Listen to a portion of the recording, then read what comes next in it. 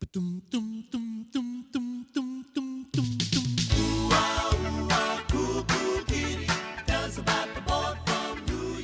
everybody. Welcome to episode 3 of the Retro Roundtable. Today's list, wrestlers of the 70s, the top 5 list, and we're here with none other than the world-renowned, handsome Jimmy the Boogie Woogie Man Valiant. Jimmy, how's it going, brother? Man, is this the third episode? Is that right? That's correct, sir. Number 3? Number 3. Man, I love 3. That's my favorite number, brother. Hey, I got 3 old ladies, man. I got 3 Doberman pictures. And hey, in fact, hey, Scott boy, hey, brother, this morning I had 3 eggs over easy, brother. 3, brother, 3, man. Yeah, man, I love 3. Right on. Oh, man. we on it, Jack. Awesome, man. Oh, man, that's it.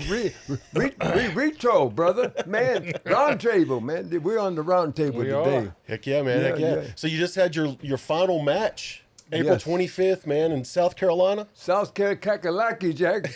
Yes, sir, brother, man. You know, and at 83 years old, man, and me and my wife, Angel, and she's, God bless, she's a Virginia girl raised right around this area. She went to independent high school. And, no kidding. That's just right up the road. Yeah, man, my goodness, my girl. And, the whole thing is that someone said over there, he says, Boogie, your last, this we call it the last dance. The promoter put that together, and he says, man, you know, this is something. You might be the oldest person at 83 that ever crawled in that ring and really actually had a match. And I says, well, brother, man, I said, I'm not trying to break no record or nothing. I'm just trying to eat, brother. Right, I'm just trying to eat. I did it, for a little payoff, and this is how I eat, brother. And me and Angel, my lovely wife, Angel, we tried to figure out how many matches in 60. I've been wrestling 62 years. I started wrestling in 1964. Wow. And so this 62 years, going 63, whatever. But I'm done with the wrestling part, but we figured out roughly just estimate now over 15,000 matches, man. 15,000. Yeah. That's crazy. Yeah. So because in the days in the Crockett in the 80s, I was there, 7, 8 years straight, and man, Steamboat, Wahoo, Piper, Andre, he had the biggest stars, Paul Jones, and you name it, Koloff, brother, man, Flair, of course, everybody. Yeah. They were all there, and we had 75 wrestlers in Charlotte. But the thing is they all it's something to in Charlotte in excuse me, in the 80s in the Crockett Corporation, they had 3 matches going every single night. 3 matches, Tanner, and the weekends. Then they had the big shows, of course, and they had always the spot show, and so they always had 2 matches every weekend. But we wrestled 9 times a week. Wow. 9 times because we wrestled 7 days a week for Crockett's. Then on Saturday twice, and on Sunday twice. We do double shots. And now this is including TV, the TBS we did, and then we'd fly out to Cleveland or wherever, and so that's 9 times a week. So we had 9 matches a week, so that adds up fast, man. No doubt. And but most territories, unless you're in the Bible Belt, they all went like 6 days a week. The Bible Belt, places like Tulsa in Oklahoma, we were, or different places. Then you're off on Sunday, Memphis and areas, but we were off on Sunday. Once in a while they'd have a little something, but basically, just 6 days a week. So you let's go back to, I guess, the early 70s. You went from Texas to New York City with Big Vince, right? Yes, sir. Yeah, that's where I got my break, brother. And Scott, I went in there and I just got on the road, came out of Dallas, Texas, and Fritz Von Erich gave me my name. I went in as Jimmy the Body Val, and he's the one that sent me to New York. And I was just there like 3 months, and I just had my children. I had 3 girls in school, man, and Rhonda, she was God bless her. She was juvenile diabetic, so we had to get her a doctor. So I'm all set, man. And 3 months later, now they're wanting to send me to New York, and which is great, man. You know, and there he gave me my name, Handsome Jimmy. Valentine was there, Johnny Valentine. Sure. You know, Greg's father, and he looks at me the first time in there. I go in as Jimmy the Body Val, and he says, you know, that's a little too Valen and Valentine. That's too close together. And Fritz says, your name is going to be Handsome Jimmy Valiant. Boom. And so, boom, he gave me the name. And then Fritz, they talked all the time. All the promoters talked. Right. Then. You know, we had territory. We had 30-some territories, brother. Oh, yeah. You know. Wow. And so then, yeah, they sent me into New York anyway, and they had me as a crowd pleaser, so they called me Gentleman Jimmy and they hooked me up with Strongbow, and he was the hottest baby face next to Bruno for 6 months, and then I turned on him, and then that was my big break. And brother, you know, I went from making like $500 a week to $1,500 the very next week, and Wow. it's like night and day. And this was like 1971, man. Just you know. because of the heel turn. Yes, sir. Yeah. Wow. Oh, because you're on top. You're working with every. Of course, I got my shots with the champion and Madison Square Garden, man. And How was the Garden? What was that like? brother, yeah, man. Everybody from Elvis Presley and Sinatra, you name it, man. Everybody's there, and Billy Joel. I think he was trying to be the most, and he probably is. But Bruno Sammartino sold that Garden out, brother. Oh, yeah. He was the WWF. Hundreds of times. Yes. Yeah. Oh man. He was champion He was almost champion all one the time 70s. seven years, and another time, and we'd go once a month, and so. But oh yeah, the Garden, man, from the Garden, man, all the way to San Francisco, the next coast. I was like coast to coast, like buttered toast, man, and and geez, oh man, it's just all the big events, man, in between, and to the Cow Palace in San Francisco. But the Garden, man, it was just so special. And the thing, Scott and Tanner, was that if you were in New York, man, working for Vince, at that time, that was before cable. And so then you had all the, you were, here's how you were international stars once you went to WWF and got a break, because all the magazines, companies were from there.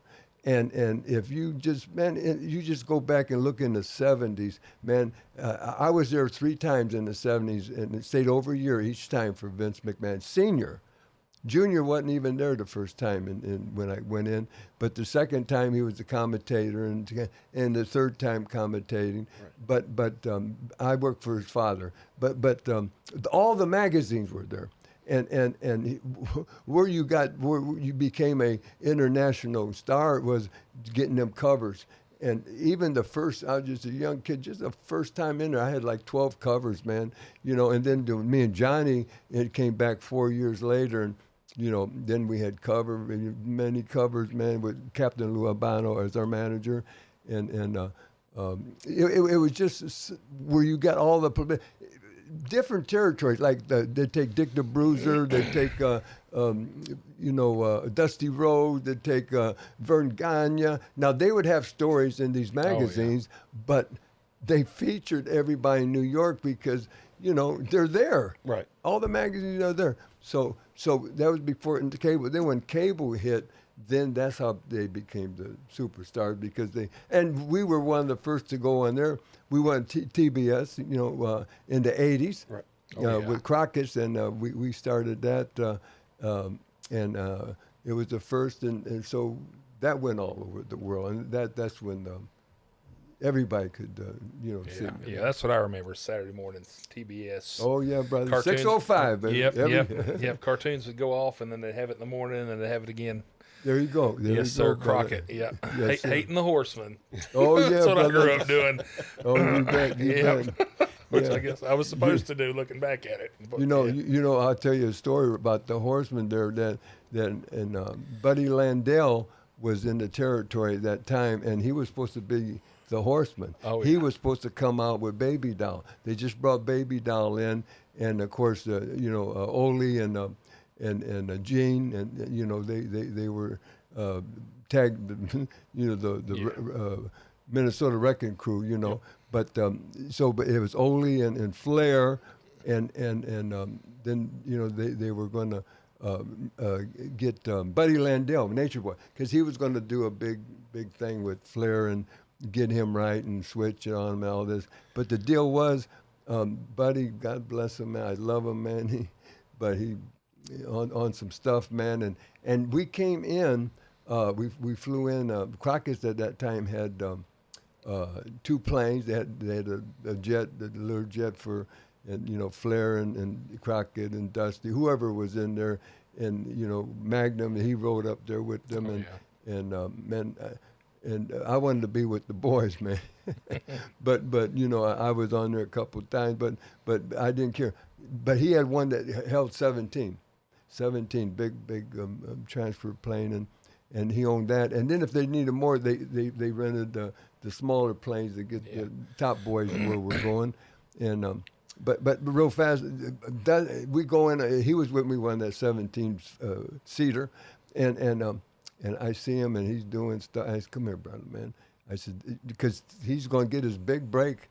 He's coming out first time. We had to build up so much, Baby Doll, number a 10, a perfect 10, and you're coming out with the next Horseman. They're going to put it together. Right. That was when it was going to do, and so that night, I begged that kid because I loved him, man. He Knoxville, Tennessee boy.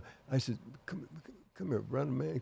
Because I knew him since he was 17 years old, man. And, he started real early. And what talent, man. And I said, buddy, I said, man, come here. Stay with me tonight. We all checked in at the Hyatt there and where we all stayed. And I said, don't get no room. Yeah, I get 2 beds. Come on, man, brother, because there was a big thing. And I knew what he's doing because he's already doing. And I said, man, because this is it, brother, man. And, man, sure enough, he said, no, man, I'm good, man, Boogie, I'm good. But hey, next morning, it gets time. We did that taping that morning. Then they showed 6:05 that night, Saturday. And because we was all on the road, then we'd fly out and do a show that night. So we're doing the taping, and at that time, Dusty was he had the big book in there. He was a booker and everything.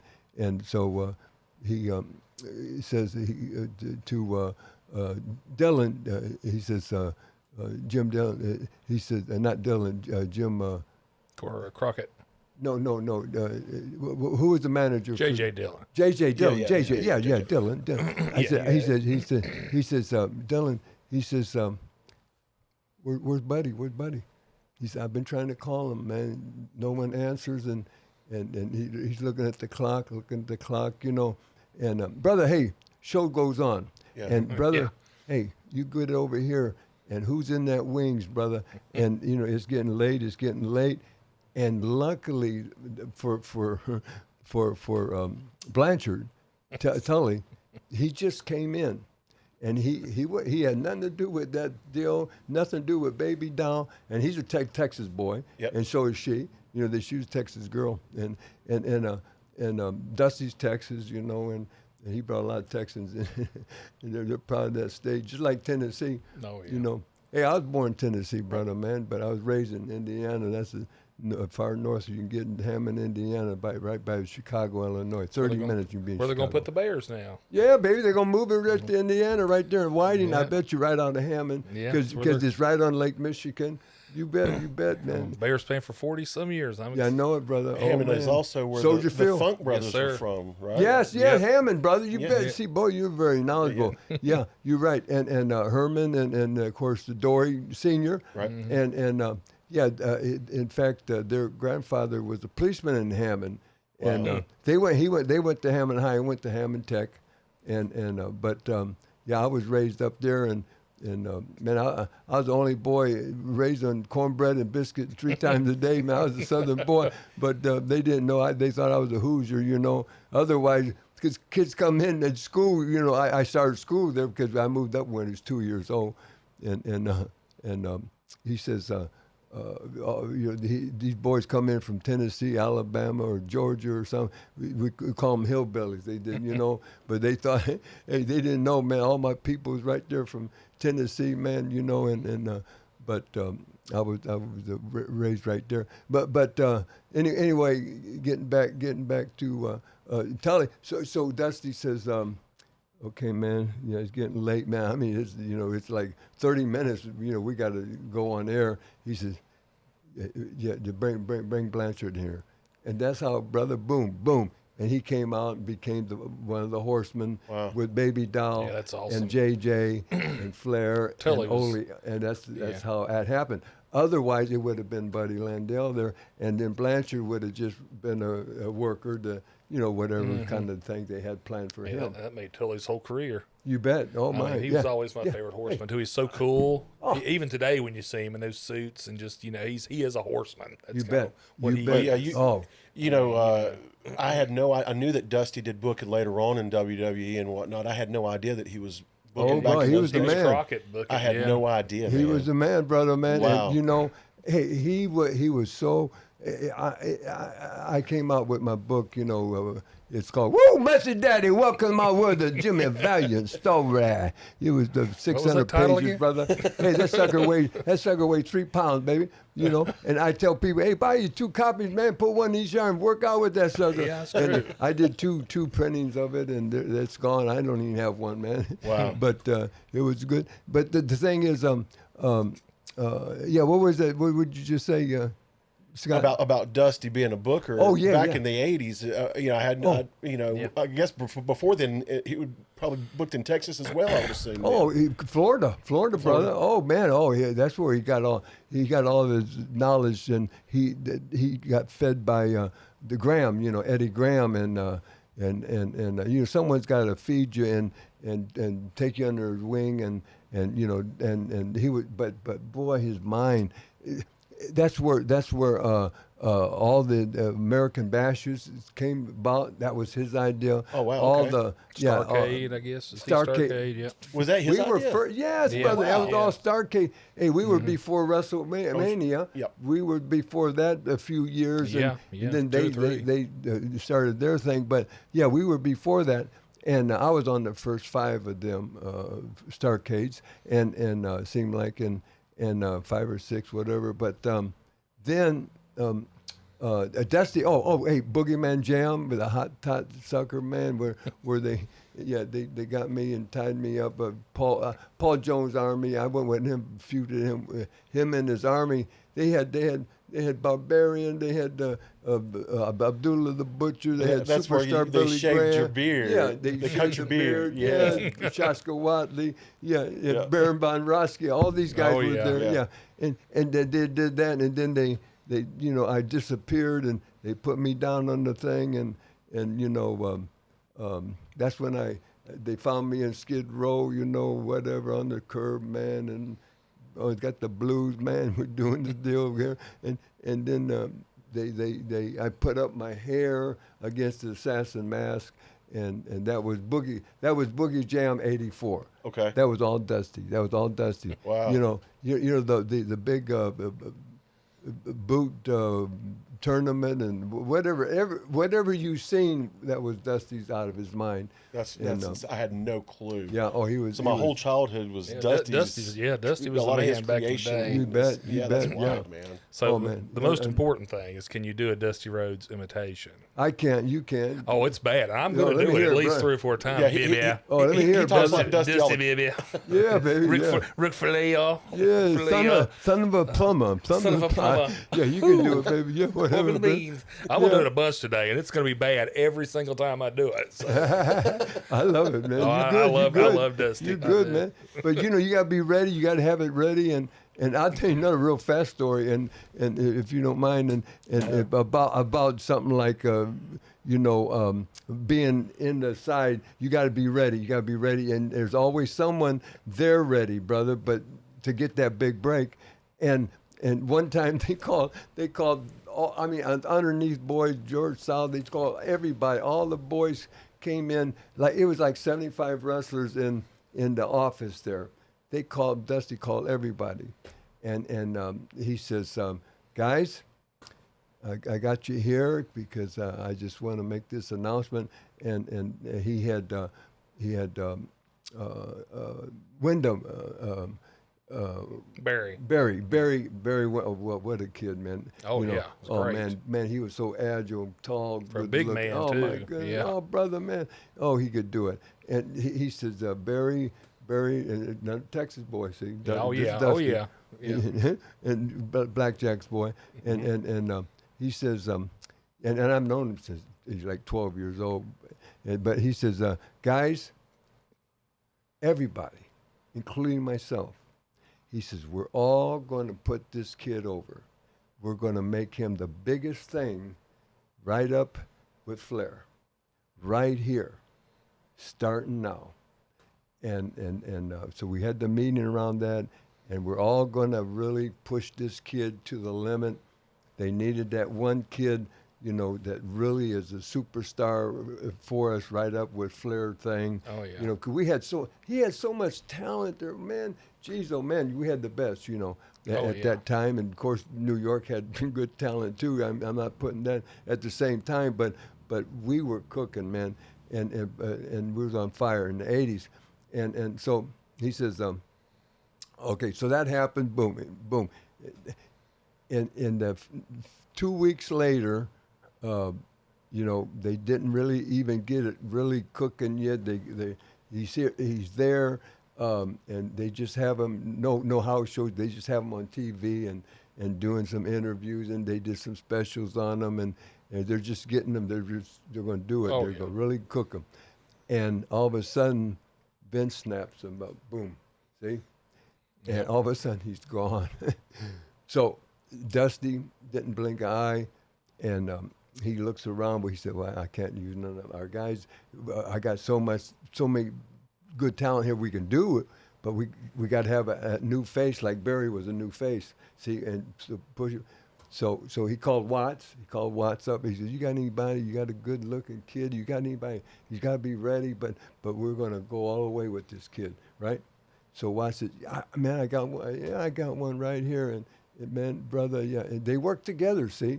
Just like Vince, when Vince called Fritz, he said, I want a young, good-looking kid, man. Yep. And so Fritz said, I got one. Just came in 3 months ago. He talking about me. That's when they sent me to New York. Got my break. Okay, here's another kid's going to get his break. It was supposed to have been Wyndham. Okay, we had the big meeting, brother. Oh, yeah. It was Wyndham, baby. Right. And we were, of course, hey, he's the boss. We're going to do what he says. And then Wyndham would have been a unbelievable star, which he was. Right. And it became. And he came back, and he, of course. Horseman. Yeah, it was a Horseman, you yeah. bet. But then, so I got a kid here, right here, man. He's ready and good looking, and he got it all. Magnum T.A. Boom. They flew him in, brother. The next week he's on TV, and he took his spot. You see how fast? Yeah. I came out, Boogie Woogie, woo, that's it, baby. Boogie Woogie Man in the house, Jack. And man, I come in dancing, boy, in New York City, bop, bop, bop. Man, I tell him, keep the music rolling, brother. I go up to the crowd, I'm kissing people, man. I'm hugging them, man. It don't matter, the woman, girl, child, grandma, grandpa, blue, green, black. It don't matter. I'm kissing everybody, baby. I'm dancing, music's playing, boy. Bing, and whoever's in the ring, and I hit that ring, boom, and I take off. I hit the rope, boom, I hit him, boom, I drop the big bomb, boom, 1, 2, 3, I get up, I'm dancing, boom, back up in the crowd. This is the TV, boom, boom, boom. I go out, and all of a sudden I'm through the door. What was that? A tornado? Man, I beat him. I beat him, and 45 seconds I'm in the ring, but it takes me, a couple of minutes to get there. But I'm wide open. Okay, here comes Magnum in, and they're going to get him over so strong. I beat the guys in 45 seconds on TV. It wouldn't take Boogie Woogie long, right? This is and then we work longer in house show. But sure. Okay, but then here comes Magnet in. Boom! As soon as he hit the room, boom, boom, boom. He belly, boom. 1, 2, 3. 30 seconds. See what I mean?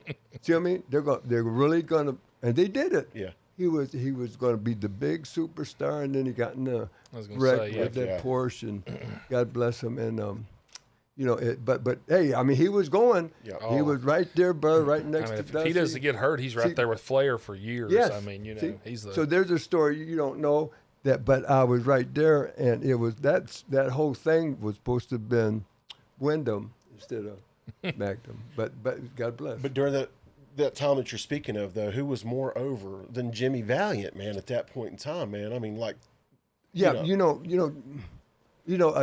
I was very blessed, brother, man. Scott and they just fed me. I started out with Ivan Koloff, man,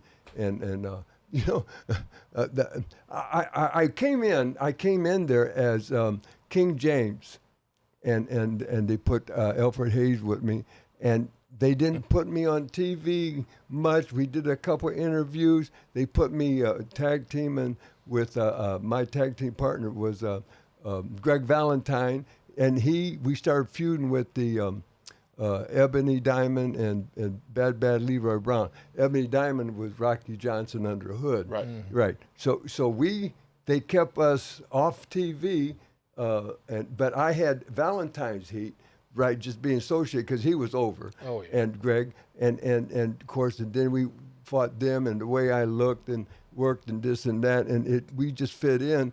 And they put us in house shows. We were selling out. I was making all kinds of jack, for 7-8 weeks, and then I wasn't there long. They didn't give me no TV because they didn't know what to do with me, and they didn't. And they changed my name, and I just came off from Lawler, and I had Lawler's crown, and I had big robe, but that I had because I was the king in Memphis. His big angle when he broke his leg, I had to be there for 9 months till he broke it bad.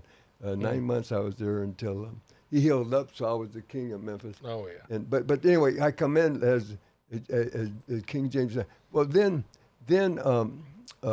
I was away like 8 weeks or whatever, and so now Memphis, Jerry's back, and now they I've been gone long enough to, to help a house and help him, and so Jerry calls and says, hey, can I get Handsome? They used to call me Handsome in Memphis, and they said Handsome, and then he says, well, yeah, for a shot, and they asked me, he said, do you want to go? Yeah, man, hey, you bet, and so they flew me in, and boom, and so the next day we do interviews at the office every Tuesday. Monday night was the Coliseum, and so man, I get off and I got the early flight out, boom, fly back in because we start at 9 and you got to do every market. It wasn't like they talk all that. It was you remember in 3 minutes we could get 4 or 5 top wrestlers doing fast interviews in and out, finishing with Flair or whoever, whatever. So that's how or at least three, top boys to every town, brother. So we was there 3, 4 o'clock. And then we got to get in the car and, man, go to Raleigh or go. We had a shot that night. Right. We worked, brother. They worked your tail off, man. It's probably why that generation is so much better at promos. Yes, too. It's not my, planned. They don't hand you a script. Oh. And if you're doing 20 a week, you're going to get good at it or not be good at it. They wouldn't even tell us, man. Yeah, that's what you would create. We know creativity. You're pro. Yep. Now, once in a while, if they want to point over, Tanner, that's very good. If they want to point over, then Dusty would come in and say, "Get this certain thing over," and he wants something really strong for this one angle town. Get your angles in. What I would do, because I just all ad lib. So what I would do was right away, I'd get on there, man, you start it, and then boom, I'd hit that point. I'd get it over with, and then I can do my thing. You can riff and do Then I your can just promo. go do my Yeah. thing Yeah. and see. So that's how I did it. Yeah. You know, everybody had a different system. Yeah, you well, know. you can see that too. You can watch one of those old promos and see with today's products, whether you like it or not, it's so scripted, Oh, and it's just like promos just make me want to die. Oh, And brother. anybody in the '80s, you watch a promo, even people that weren't especially good at them, were Yeah. at least you could tell who the person was a little bit from it. yes, you bet. You know. Bet. Yeah. It was just so much creativity. A lot more organic. Yeah, it was just, you know, it looked like it was off the cuff, and it was coming. It was was. coming Yeah, right out. brother. Man. Yeah. Yeah, brother. Yeah. Yes, brother, man. And, Yeah. and you know, and you just put everything into it, and you're right. And nothing is, you know, now they got to memorize all this. And Oh, yeah. I can't do that, brother. I can't. No. Well, I mean, Brother. it's just better, you know. You just have a point. You got your two things to get across. You got your feud to sell, your people to mention, your place, and just have fun with it. That's right. And be, And you it's know, a hard sell right to that town. Yeah. And my kicker was, Tanner, this is cool. Because when I first came on as the Boogie Woogie Man, you know, and started kissing people, you got to be different, see? Yeah. You know, and you know, I grew a beard, but I grew a long beard, you know. And I started coming out to music. I was the first to come out to music. Not the I was going to mention that you were credited to be one of the first to come out to, Yes. to music, and that become part of the show, a part of your Yes. whole and deal I guess with the, music. the Freebirds would be after you. Yes. Well, here's the kicker. The first one was Gorgeous George years ago, and see, when I went to New York, and when I switched with Strongbow, my first heel manager was the Grand Wizard, you know, Ernie Roth. So he remembers. He says, "Man," he says, music, and he remembered that. And Gorgeous George only came out a couple of times to the music on TV only, never a house show. I was the first to come out to it in Madison Square Garden, but you know, it really didn't jive with the hill, because you know what, music get people going, Oh, and yeah. they'll start liking you and But we went with it because hey, I do what, hey, that's a job, brother, man, to me, you know. And so whatever they want, man, I'm easy. I'm an easy cat, brother. Hey, you know, I do what I'm told the thing, and Everybody was pumped up before you ever stepped foot in that ring. Everybody You was bet. ready to Well, go. it's Yeah. such a big part of Yeah. wrestling now. Like, you know, Oh, yeah. that when you started that, like now people are synonymous with their music. Oh, yeah, right Like away. Stone Cold, when the glass would break, you know, Boom. everybody's losing their mind. Or Yes. The Rock, or, you know, you recognize the music way before you know who's Yes. coming out. Yes. You know? The Road And it's- Warriors, Oh, the Road we Warriors. all had Oh, what a our- rush in the soon as- 80s, man. boom. Yeah, you're immediately going bet. crazy. You Yeah. bet. You So bet. you're the yeah. first person, even if Gorgeous George did it, you're the first person to come out to good music. There you go. There you Yeah. go. Several wrestlers, You know- there were several that had music, but like Intro Jimmy music, made yeah. it like the show, man. It was Yeah. part of Yeah. Yeah. the build. Like you knew what was about to happen. Speaking Yeah. of music, I'm gonna tell you right now. We were talking the other day and we were listening to some of your songs. He didn't know that was actually you singing, so I made him listen to Yeah. it. And I'm like, yeah, he can sing. Listen, and I was playing it. I was listening to Lawler's. Yeah. Tell you what, that was rough. Yeah. But Jerry Lawler's a great wrestler. Great but wrestler. He is not a Oh, great man. singer. And I'm listening to that one where he's in the car, and I don't know who the poor guy is that's in the car recording that, but he's singing Bad News. And all I Yeah, can Bad think about News. is if I was in the car and I'm listening to Lawler, I just got out. While it's on the road, I just got out because that But in was. contrast, Jimmy Oh, you had a God. song in Memphis that was on the radio, Yes, right? well, you bet. Oh, yeah. Oh, yeah, man. well, yeah, that's in the I one of sold my. 15,000 records, brother, Yeah. man. And every one, none of them in the store, never. Because I pressed them myself, me and Jimmy Hart. Oh yeah. 'Cause Wow. Hart, Oh, that Jim, was yeah, Hart. Jimmy yeah. Hart did everybody's He music did back it. He then. did. He did. And then Yeah. he did WWF. well, he too, did Hogan's and all that stuff, You bet. yeah, You yep. bet. Because he was one of the Gentrys. Yep. Yep. Original Gentrys. I forgot about that, man. Actually, I went to a round table discussion one Keep time on dancing. with Jimmy Hart there, and he was talking about Yeah, you bet. all the music that Yeah, he helped he create did over so the many years. brother, people's yeah. music in You the bet. 80s. Yeah. Yeah. All especially during that 80s, 90s. Oh yeah. WWE or early. Yeah. But you know, real fast, Tanner. You know, and Scott, I was the first then to come out. Yeah, before Freebird, whatever, whoever you said that. But the thing was, all of a sudden, boom. You know, they see that, and I came out to music, my own music, when I did that in Memphis, and nobody else. Lawler was already hurt, so he didn't but soon as he got well, he started coming out to music, see? Right. Because they seen how it got over. And all of a sudden, now when I'm in Charlotte, coming out boy from New York City, then all of a sudden, Dusty's come out to music. Put Oh, them yeah. records on the old show, Yeah. rock and roll. Yeah. And then all of a sudden, Flair, everybody started using music. And then Dundee started using music. And then it Bill, hit yeah. Texas. They started using music. In the Freebirds and whatever, but yeah, I did start that because it wasn't my idea. It was Ernie Roth. I give all the credit to him from 1970, 71. But now we're at 81. Sure. Say 10 years later, Right. now I'm using it, because I remembered it. Now I'll take credit for that because I remember because they wanted to reinvent me. And the reason why is because as soon as I come in from that one shot from Jerry Jarrett, he called to get me and to help Lawler for the Coliseum because he got jumped and there's only one man, brother, and that's Handsome Jimmy, man. He's gonna come this week and we're gonna clean house and bop over whoever we wrestled and that and so I come back in. And right at the door, he's got Gene Anderson. Come here, boom, and they shot me right into to Ole. Ole was the booker then. That was before Dusty. Yeah. How hard was Ole to work with? I've always heard he was. Ole's great, brother. Is he? He cusses every other. Yeah, word. I've always heard he was Jimmy difficult, Hart. and I don't know if he is Jimmy, or not. Jimmy, but- yeah.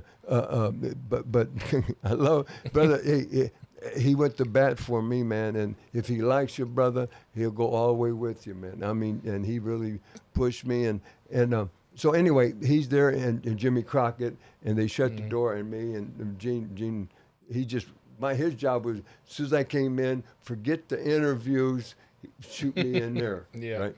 So I go right in, and he says, why don't you tell me, you're big crowd pretty baby face, big, why didn't you tell us that, man? And I said, well, I was a heel, Handsome Jimmy, and you're a heel so long there, and people start loving you, and so you got to switch over. Oh, yeah. And then we just go against the nasty heels, and me and Lawler had our big feud, man, forever, and about back and forth, and him and Dundee, and anyway, so I said, well, he says, Jerry Jarrett just called, man, and he wants you back, back in 3 weeks, for another, and he says, you sold Memphis Coliseum out, man, and Jerry told him all about. I'm a character, man. He's old, man. That guy is unbelievable. He says, Jerry Jarrett. He told Ole. He says he'll draw you more blacks than any black wrestler you can imagine. And Rufus was. I'm not putting men. They all do. They're yeah. But he says he outdrove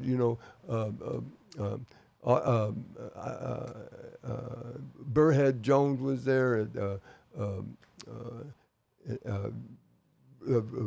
Rock's daddy was there, yeah, and all that. Johnson, yeah. He says, and before me, though, another white guy drew all the blacks in Memphis was Sputnik Monroe. He was the first.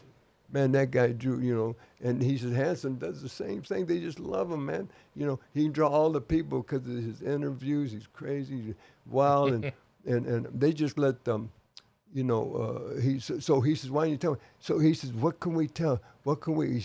I said, yeah, I'll go back, 3 weeks. He says, what can we do for you? What can we do here? Now, we got to change your, we don't want Handsome, we got to have a name. I said, how about the Boogie Woogie Man? I said that. And then I see, okay, now you got to be different, see? Now, Ole, I give him credit. Ole says, can you grow a beard? I said, yeah, because I only had a little fool, man. I said, yeah, I guess so, man. I never had a long. He says, throw that razor away. I said, okay. And then I says, can I come out to music? They said, what? I said, I come out to music there. Music? What do you mean? I said, just play music and let me come out and I dance, I do whatever. I'll get over this thing. It's Boogie Woogie Man. I'm gonna have a beard, and they says, well, what song? And at that time, Manhattan Transfer just came out with that. The ad libs came out with that back in the maybe the 40s, man, or 50s, whatever, years before. And you get the ad libs or they sound just alike. Wow. But we used the Manhattan Transfer, and that was that music. But I came out to my own music, 714, you know. Yeah, and I got it right there, man. 714, brother. Son of a Gypsy, right here. Oh, Son nice. of a Gypsy. Yeah, that's my song. And but anyway, so I came out. They agreed to it, and then they called back, and he said, "Stay right here." They called back, and Jerry Jarrett says, "Is it too late? Can you keep him about 3 weeks? You know, because they're gonna bring me back as a total new thing in 3 weeks, and you know, with a little beard starting and all that, and call me the Boogie Woogie Man, come out to music, because you got to be different." Oh yeah. Okay. So that's how that happened. And when I came back, I just, boom. They talked about it. Wait till you see, and they built it for 3 weeks. We have a guy coming in here, man. You've never seen nothing like this guy in your life. The Boogie Woogie Man. He's on his way. And, you know, they played the music, and you just wait to see him. And they had it so built up, and I came in, and boom, I kicked that thing, just like I told you, the men in 30 seconds, and right on TV, and the music kept going till they disappeared out the door. And it got over, and my first feud was with Ivan Koloff, and we built that. Man, we built it and built it. And no house shows, man. They just took care of me, and about 4 or 5 weeks, and until I was on TV beating everybody, you know, so fast, and the music, and I was doing them interviews. I was kissing the announcer, you know, David Crockett, and you know, everybody, and so then the first thing was Lynchburg. We went to Lynchburg, Main Street Armory, the National Guard, big armory, and I'm going up with Johnny Weaver. Weaver worked in the office. He was really, you know, he was sharp, man. Right. Yeah, he helped Jim Crockett Senior, not Jim Junior. Right. But so he's old time. He was over there, and so but he was in the office also, and so I rode up there with him. And he was still working then some, and then we got there, and he says, man, on my interview, I would tell people, I said, hey, you know, people don't know this, man. Hey, Boogie Woogie was born in Lynchburg, baby. My grandma Valiant, baby. I'm your baby boy coming home. Have them biscuits ready, baby, man. Your boy's coming home. Hey, all my people right there. Yeah, man, I'm related to half the people there, man. You know, I'm just telling. And every town I went, I told them I was born there or raised there or I'm from there. You know, it was, you know, and the people, we came up, brother, and Weaver's been there forever. You know, he stayed, man, he didn't go nowhere. He stayed there in the Crockett's for probably 25, 30 years. Right.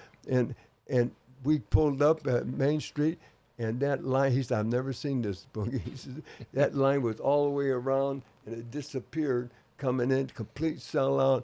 The fire marshals had to cut it off, and it was me and Ivan.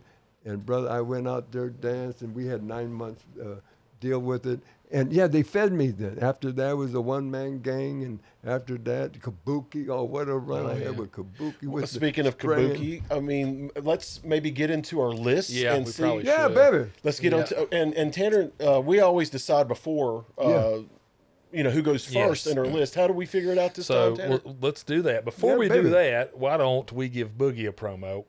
Give me... Look at him or the camera and give us 10 seconds on why everybody should like and subscribe to the Retro Roundtable podcast. Woo, man, I'm telling my people, all my brothers and sisters, don't you dare miss Retro Roundtable, baby. Yes, take it to the bank. I'm telling you, Handsome Jimmy, the Boogie Woogie Man, WWE Hall of Famer. Woo, mercy. Blood's gonna blow like line. Float's gonna blow like lines. What did I Love say? it. I like Love that. it. That's Just very like fantastic. and subscribe. Tell them, brother. Look out, I love baby. it. Like and subscribe. Woo, Messi, Punch that All subscribe right, so button. yeah, so we body had a, slam that we had a, subscribe we, button. bomb, we had baby. a steel cage match. We did. And Yeah. Rick won somehow, but he's not here. Rick is not here today. So Boogie gets to go first. Somehow we didn't do that because we can't climb the cage. Yeah, I can't climb. I'm scared of heights for one thing. Yeah. But yeah, so Boogie wins. Yes. Boogie goes first, and as soon as we get All that right. loaded up, we'll start there. And All right. So we'll have the handy dandy TV up here, and it'll show your first pick, and then you only get. I guess we only get 1 A+ today because there's only 5. yeah, there's only 5 So- on our list. So you'll rate everybody's picks and yours A, B, or C, and you get 1 A+ to give out. Well, to I got somebody. 8+ Boogie Woogie. I vote now. He got my vote. No, I'm good. No. all right, here we go. What's your list, baby? He's going to pop up right here. right with here, your, right we here on go. this TV. Your Right? pick is first, and Yes, then sir. we'll talk about that. Help! There you go. Oh, at number 5, Handsome Jimmy, the Boogie Woogie Man Valiant made your list. Who's that? Man, who's that? Who's Where's he at? My goodness, brother, man. List, yes, sir, baby. Yes, sir. Well, what we have obviously been talking about Yes, sir. a lot of the highlights of your Yes. career, some of the ongoings of your upcoming and your Yes. career and whatnot. And Yeah. so I mean, so why did you put Jimmy on the list? Well, I'll tell you why. Because it's my whole life, brother, man. And I started wrestling just a young kid, man. Just right 20ish, 20 and 21, whatever. And the whole thing is, I just want to. I wrestled 62 years. Just had my last dance just a few weeks ago, but I still go out here doing what I can every Saturday. I work somewhere to do a signing or a wrestling match, but not wrestling itself. That's done. But I just want to be a goodwill ambassador for professional wrestling. It's been so good to me. I've raised 3 families on it, man. A dozen kids, man, 24 grandkids. I got great grandkids, man. God bless them, man. And I just love my family. I love Jesus. Y'all. And Amen. Yes, Yes, sir. amen. You bet. The devil had me, brother, in between there 10 years, and man, I didn't even know where I was at, but I continued wrestling, and he took care of me, and it's just unbelievable, what this business means to me, and I already got, man.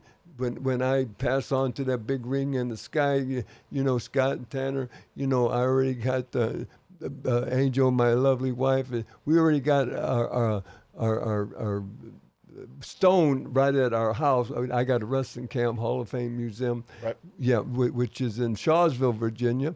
And I say Shawsville, Virginia. Oh yeah, I know. They think I say Charlottesville. No, Shawsville, baby. Right out of Christiansburg, Roanoke, right out of the Blacksburg, Virginia Tech. So we're right in that area, exit 118C, brother. Right down the mountain. You come off there, and you're 7 miles. You're in Shawsville.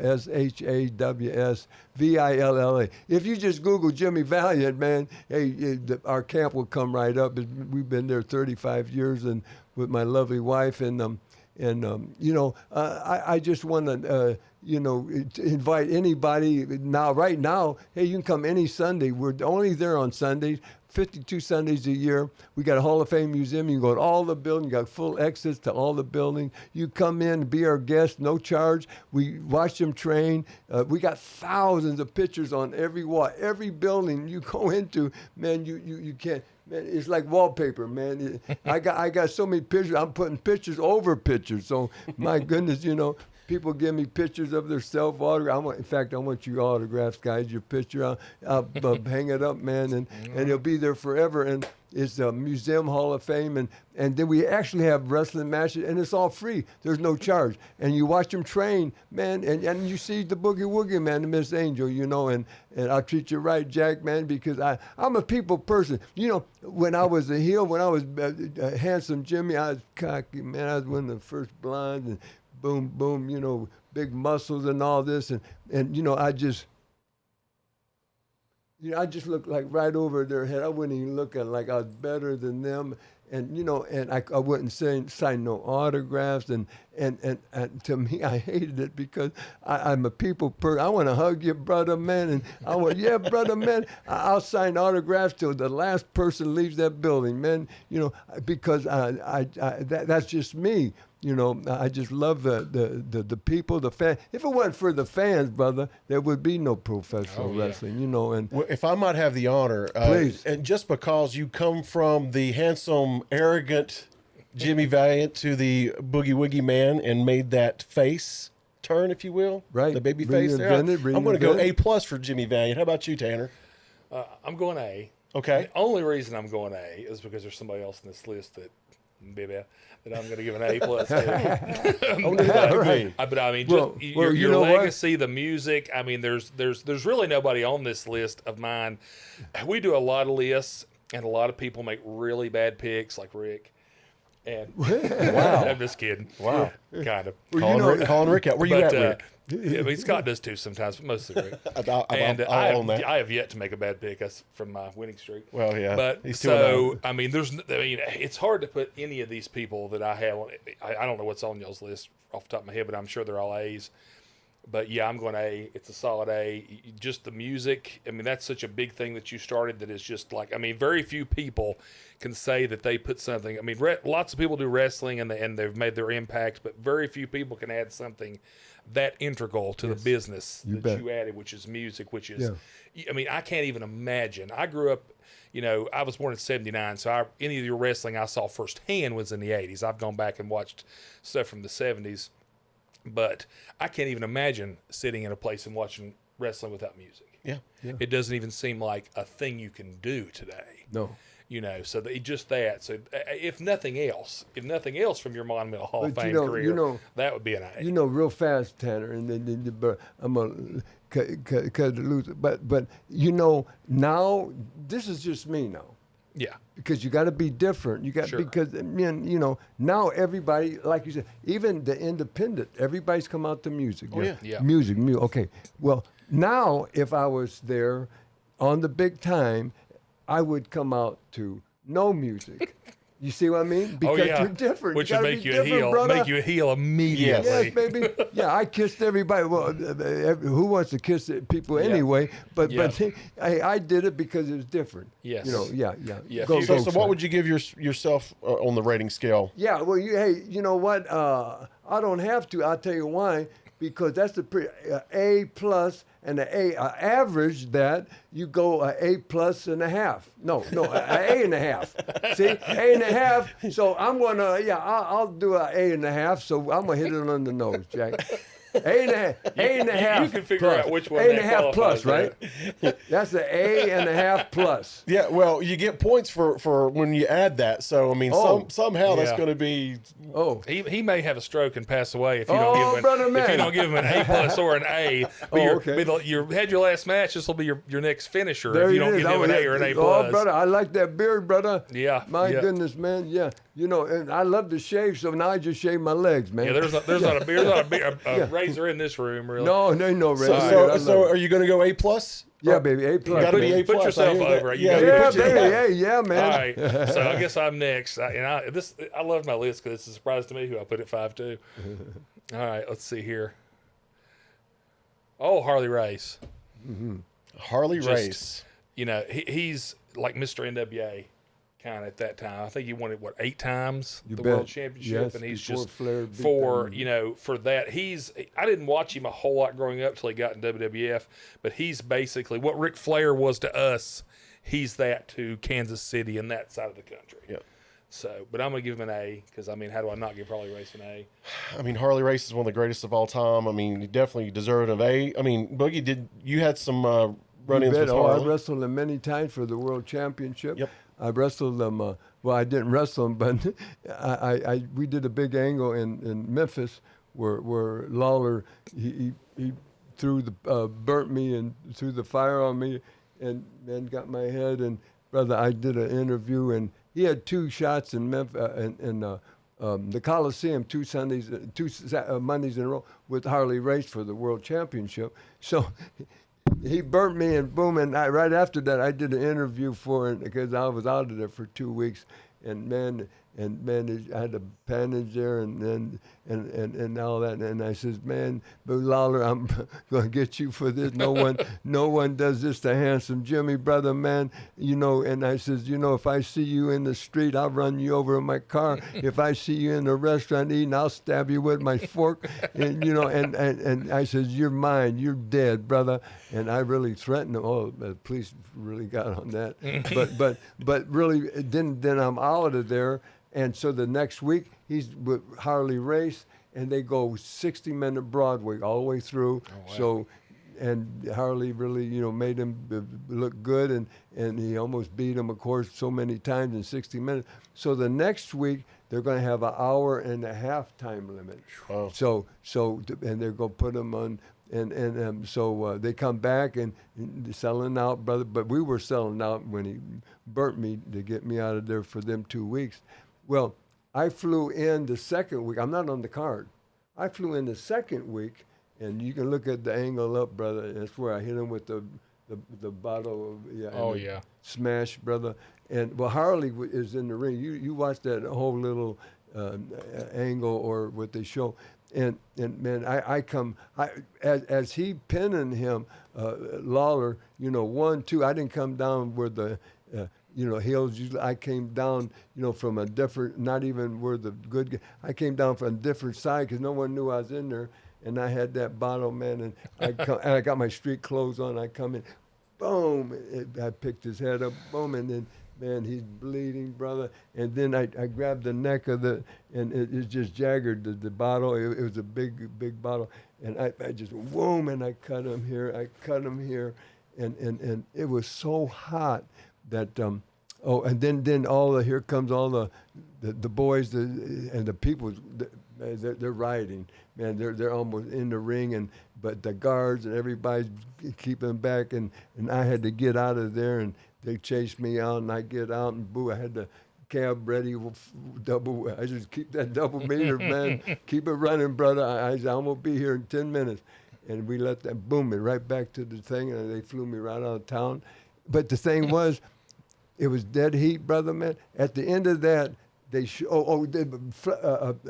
Harley was there, and I punched him, boom, and punched him, boom. He takes a big bump, man, and to get out of there. And, and he's just unbelievable. Real fast, that was the hottest thing because they brought an ambulance in, brother, and no one left. They turned all the lights on. They backed the ambulance in, and they took Lawler to the hospital. And the next Saturday, he on his shirt, man, he's got bandages on his head, but they sewed him up where he was cut and sewed him up here, and actually showed the catgut. Then they were doing catgut stitches and showed the stitch, and it was so real. The police, the Memphis police, do you want to charges and all that? He said, no, we're going to get him back and and they was going to suspend me, but they knew the money was there coming back against Lawler. But Harley Race, I'm telling you, he is the most talented. And I can tell you this, you may not know. He was the last person that would go to the carnivals and take on all comers. Oh, wow. And so he was a tough kid. He was just a kid. You always hear that. Yeah, they had the wrestling. That's how the wrestlers, they were pros. But he was right in on the very last end of that. And he would do that. And man, them farm boys, brother, they were tough, man. And he would take them on, and if they came in and you could actually wrestle, and they're doing the real deal, and he could handle them. And so he was a tough guy, and one of the best. My goodness, I can just picture him and Briscoe, or him and Funk Jr., just holding each other up, but that. Man, suplex, man, or just hold him forever, and then boom, dropping them, and oh my goodness, he'd do the big headbutt off the top. Oh yeah, that ended up ended his career basically, though. Yeah, he did. God bless him. Tough guy, brother. So Harley Race, I'm going to have to give an A as well. What about you, Boogie? A plus, brother, man. You bet. He was one of the greatest world champions.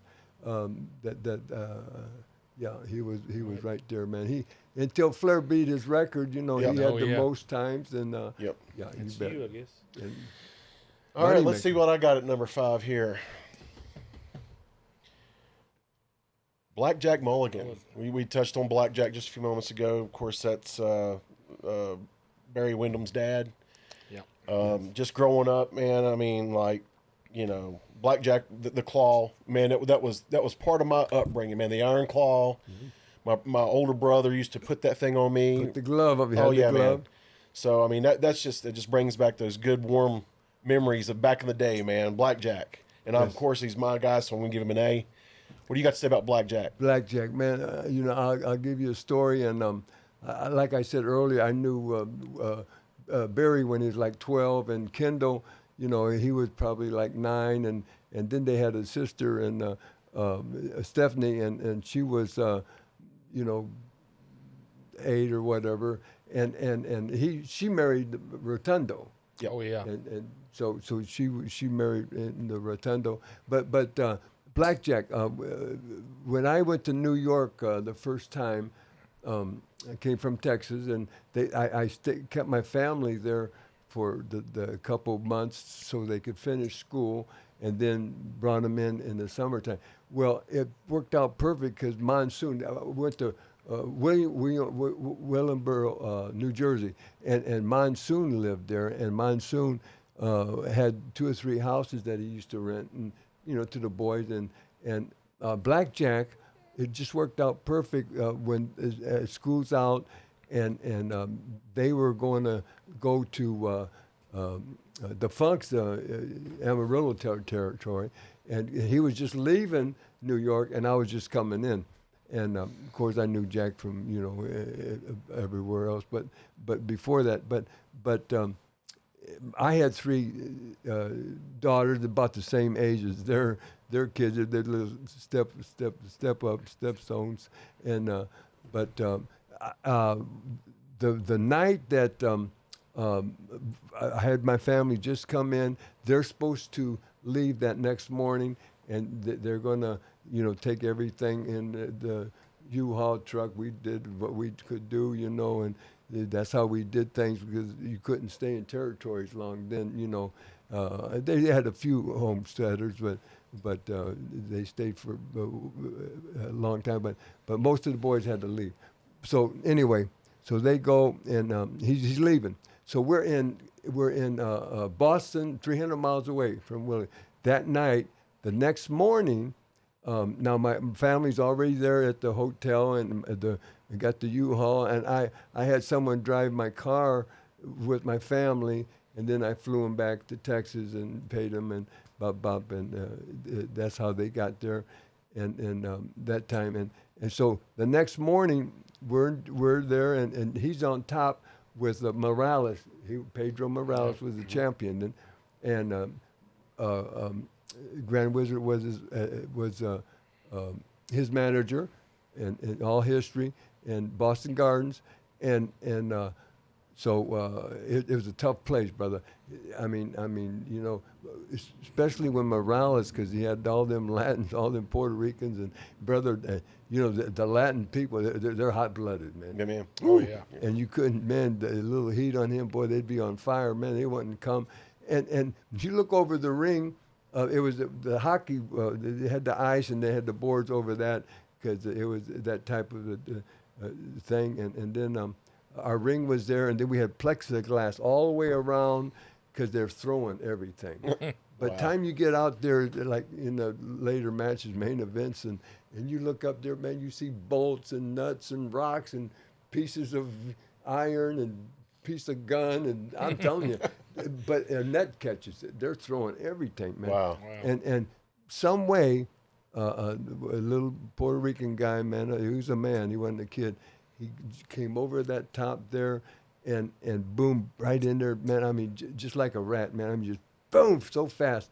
And he went in, and he cut Mulligan real bad here, and arm, and I know here in the arm. I don't know where else, but so Monsoon seen the guy, and he grabbed him, just a little guy, they're small man, and Monsoon is blind.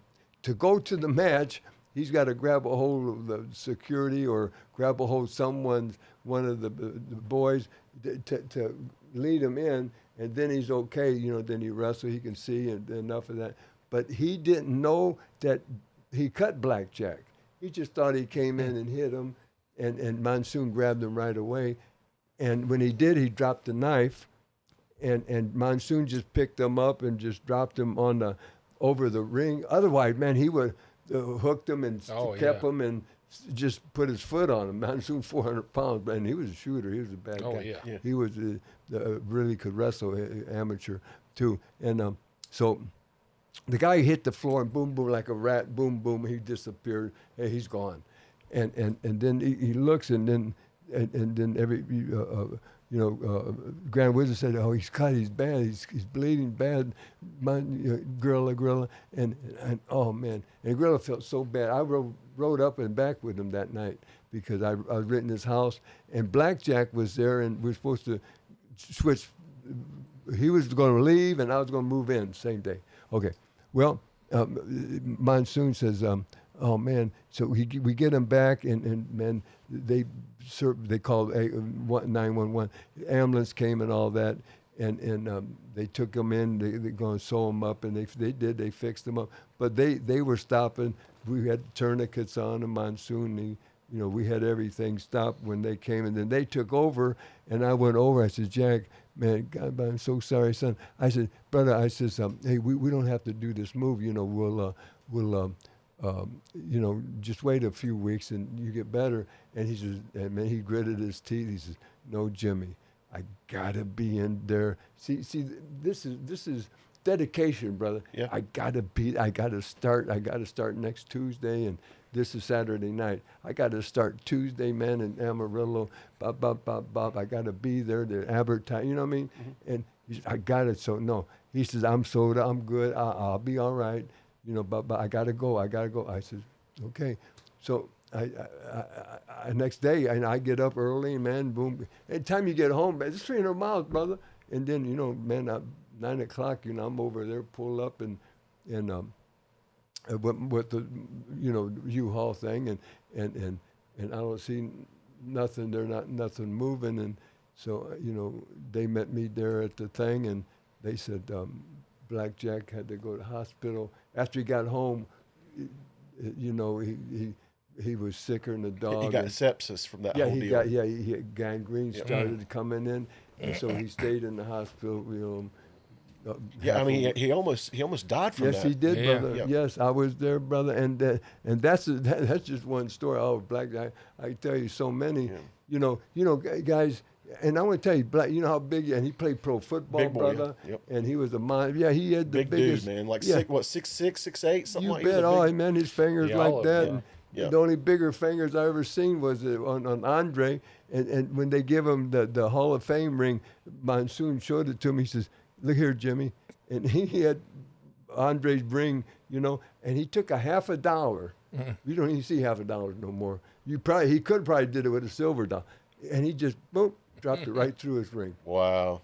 That's how big his finger was. I don't doubt it. But crazy, he had man. big finger. But Blackjack, what a man! I just so hey, just super guy, over like $1 million, man, everywhere he went, and of course he teamed up with Lanza and the Blackjacks, and he had a great run, man. Well, he created a whole lot of childhood, trauma for me because, my brother Larry put in the iron claw. glove. Yeah, I don't really remember him very much. The claws I remember were Baron von Raschke. Oh, and, brother, yeah, the and, claw, and man. Von Erich did the claw. That's You the two bet. claws I remember. Yeah, I'm that's gonna give right. him a B just because I don't really remember And him. Von Erich. His What do you kids, give him, Boogie? Oh man, I go at half again. That plus, yeah, I was doing that. That was just for me though. The half plus, but no, A plus. A+. All right, man. Okay. All right, so I guess it's back to Boogie's pick. Yep. We have to get through these. We're All right, so in at number 4, Ivan the Bear Koloff. Wow. Yeah, man. Now, where is Ivan from originally? Canada. Okay, because I was going to say he didn't have a Russian accent. You could tell it was fake when I was growing up. It was, I always thought it was he fake. was good at it. He was good. He was good. Canadian, brother. Yeah. Canadian, okay. I always thought Minnesota. I thought he was from that. So, well, I mean, But, basically, Minnesota's Canada. So Basically. Ivan, is that next door. someone that you had a lot of interaction with? Some big matches, or Oh, big, huge matches, brother. Everywhere we went. Not only there for Bruiser. I brought some. Coast to coast, brother. Yeah, everywhere. All the big arenas, and Ivan was ended up a Christian man like we are, and I am, and I just respect him. He was the toughest man ever. And I'll tell you now that God bless, he's at that big ring in the sky, and I'll see him someday. And he was had liver cancer, guys, for 10 years, the last 10 years of his life, and he told his wife, "Don't tell nobody." Nobody knew it, and he was out there working some there, and then he stopped working, and as he's getting worse, and then, but he would always do something on the weekends. That's how we eat, brother. That's how I'm 83, and I'm still every Saturday, brother. I gotta go. And if I don't have a booking, I'll go down to Lynchburg. They got a 460 flea market, real nice. They put me inside, and it's air conditioned right there in the restaurant. Good food, man, and all the vendors are outside. And there's a few vendors inside too, but basically there's hundreds. It's a big thing, and it's really nice. And so I go there, and hey, I'll go to a truck stop. I got a buddy that likes me and loves truck stop, man. He's the manager, and I just sit up there and help him, and I promote my camp and sell a few autographs. Tanner and I used to buy toys a lot from flea markets in different places, and one time Tanner and I actually bought a Barbie collection from that neck of the woods right by that flea market that you're talking about, the 460. We used to see you all the time. We'd be doing the same conventions. You'd be set up. Yep. And we'd be selling toys. Now, at the same places. was that when they had the building there? Yep, now? that was the building. Because before they had no building. There was no building. No, this was out. This was outside. This has probably been 15 years ago or so. Yeah. So they didn't have the nice building. Right, not the nice No, one. no, they right. were just all. But we bought a collection of Barbie dolls, and that is for a different podcast at a different time, other time. It's a different story. It's a whole different story. But we would buy any kind of toys that was, especially older toys. We've actually had a few of your figures over the years we've sold here and there. You bet. But anyway, so what are we going to give Ivan the Bear Koloff? What kind of rating? I guess you were going A. Oh, plus. A plus. A plus. I'm going to go B because he beat Bruno. I'm probably going to go with a B as well on Ivan. So. All right, and that's me next. Just go ahead and give 3 A pluses, whatever it is here. I'm not sure, but I'm always anxious to see what you have in store for us. I'm anxious to see what I have too. I can't remember. Yeah. So. Superstar Billy Graham. Oh, wow. Superstar Billy Graham. I mean, basically, Hulk Hogan can think everything he is to Superstar because he's kind of. It might have been a lot of the similarities Don't there. work for me, brother. I mean, you kind of, got that from him. I'm gonna give him an A because he was ahead of his time as far as who he was. I don't know that he was a good worker. He's not the greatest ever, but he's good, and he's just had such a personality, and he's Hulk Hogan before Hulk Hogan. Well, yeah, I mean, larger than life kind of personality. I'll definitely agree with you on that. I'm going to go to a B right here. Wasn't the biggest fan of Superstar. What about you, Jimmy? Okay, just real fast, and before I tell you, Billy Graham, myself, Hulk Hogan, Dusty Rhodes. We weren't the greatest wrestlers out there, but we could do this. Oh, yeah. We drew the money. We had the charisma. We had the look. And he had it. And Dusty had it.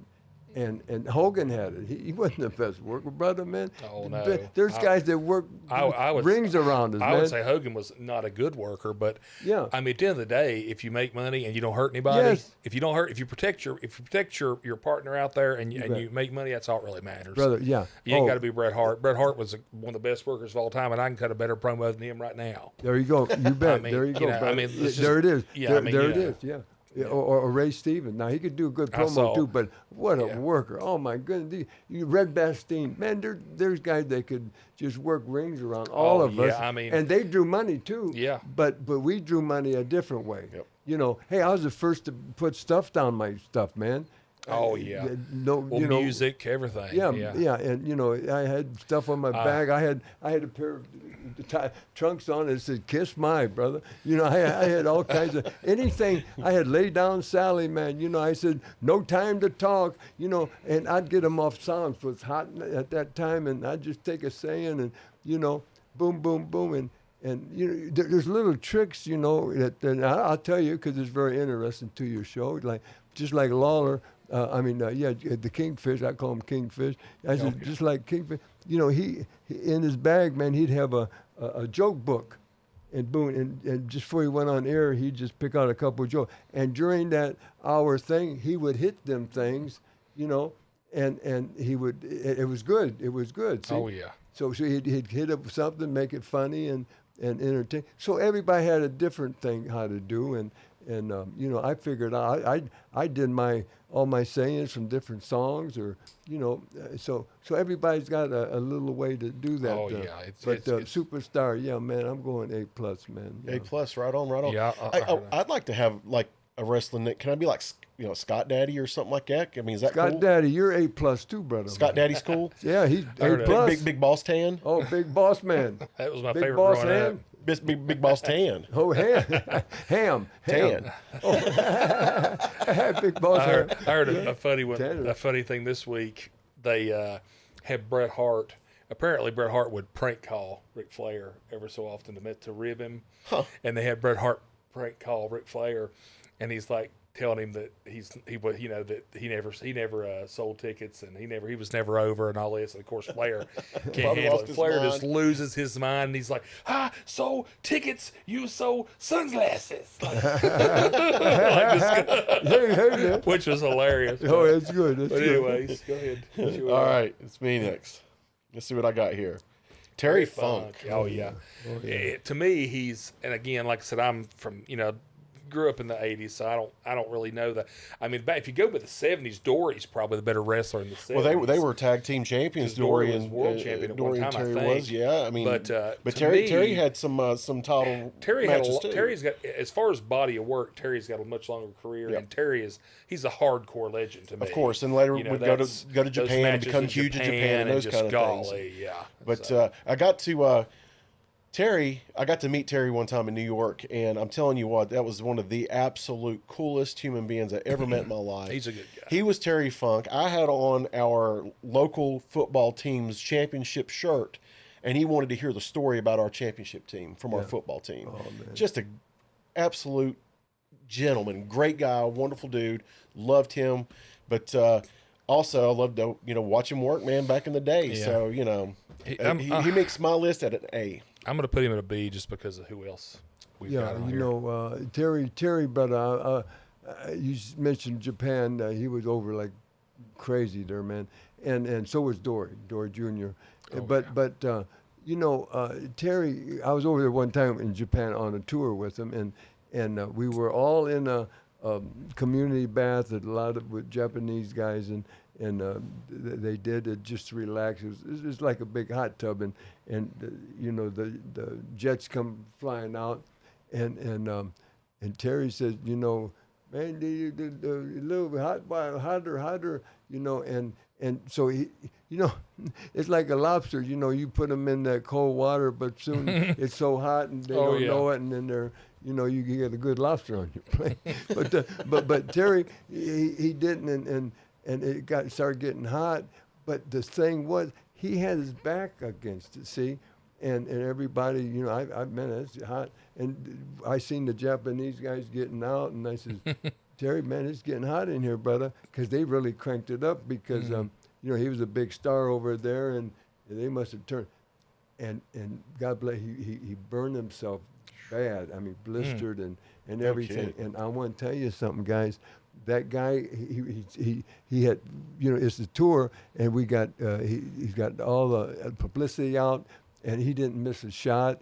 And man, he's doing everything, and everything busted.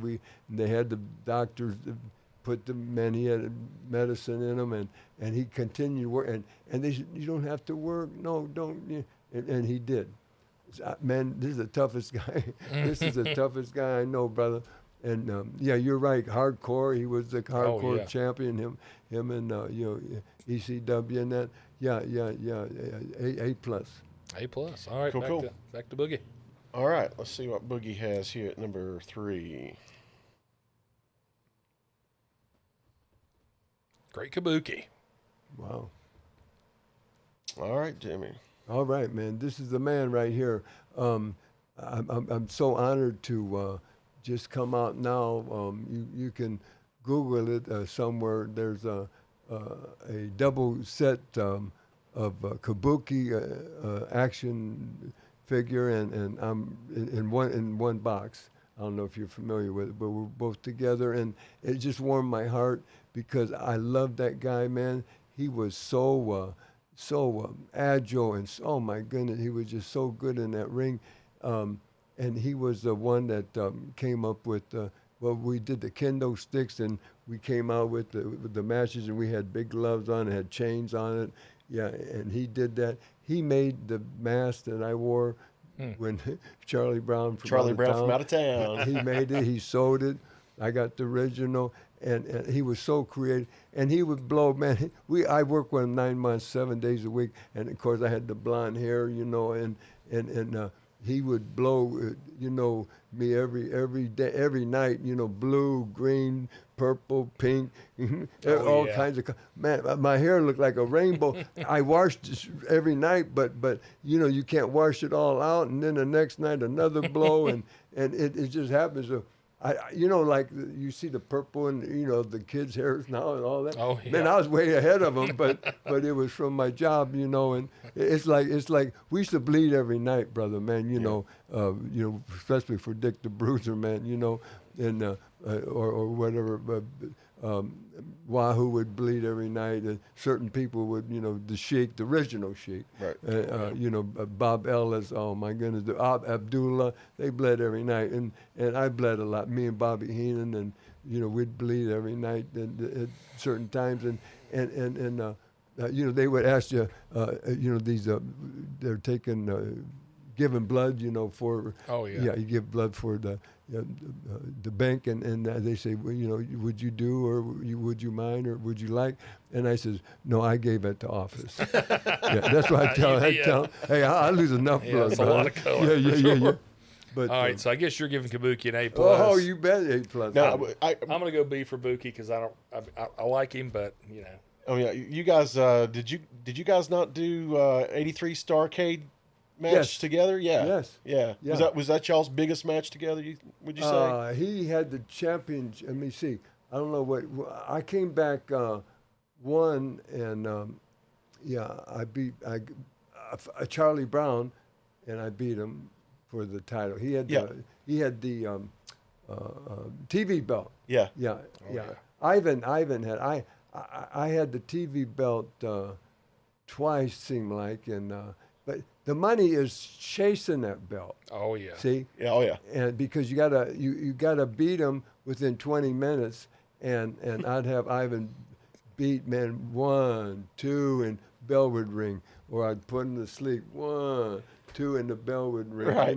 And then we'd come back the next week, 30 minutes, whatever. But we good angle. But I beat him both times.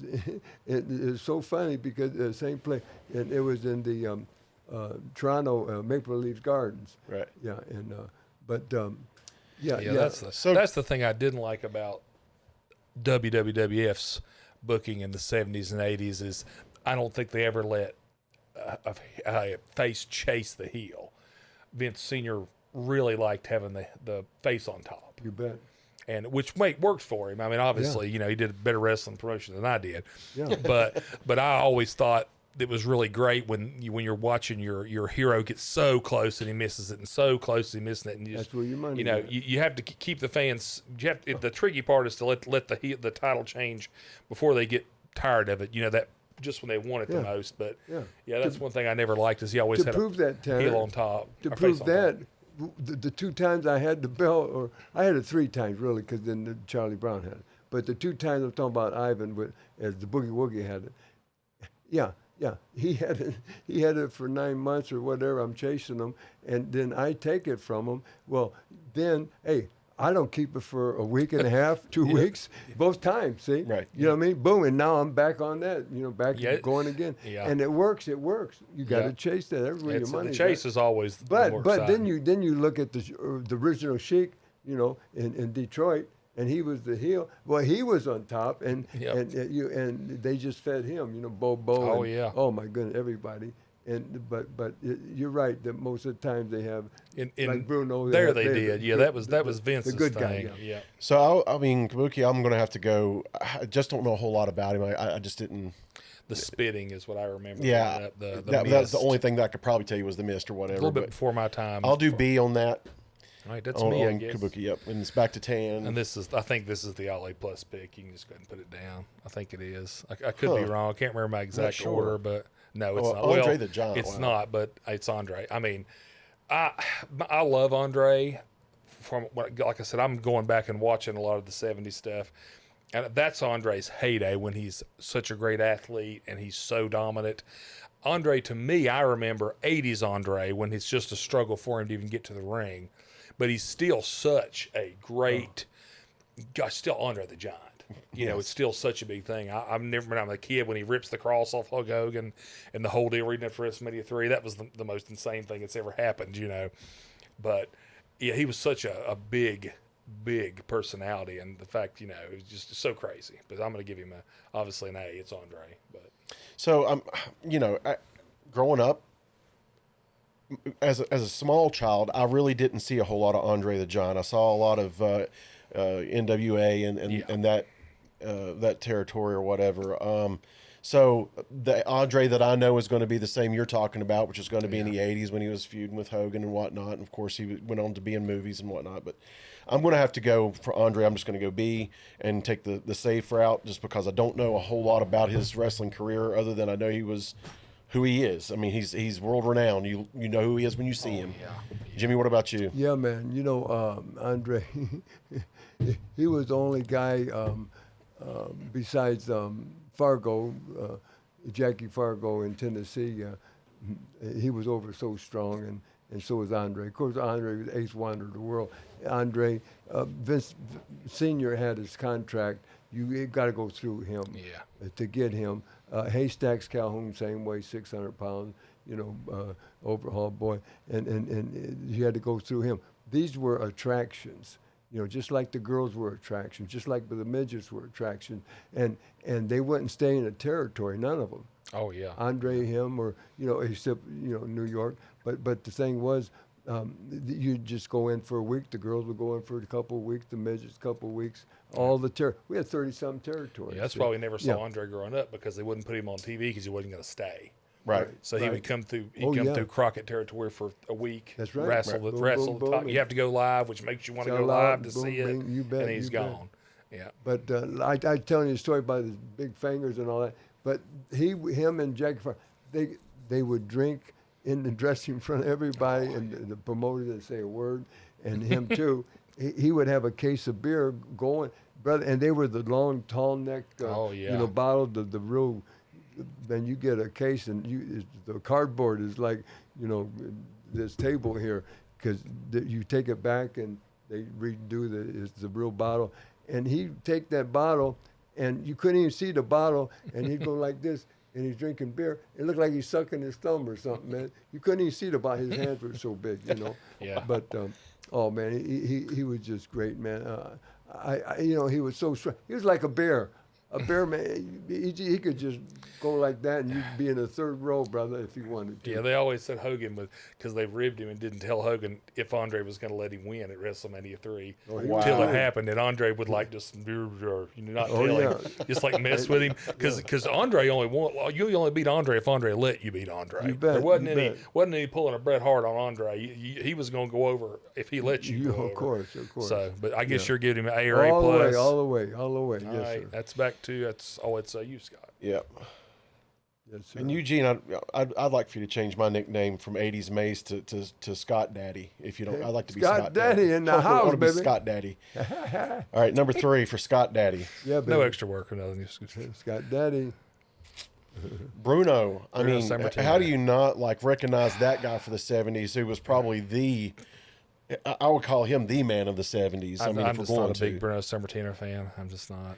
Well, dude, he was like, how about, I'll call him the people's champion, man. I mean, he was relatable. He was, the guy held the title for over, what was it, 4,000 days? He or had it something? a long time, dude. He had it for like 7 years at 8 the years, 70s. I just don't. Nearly.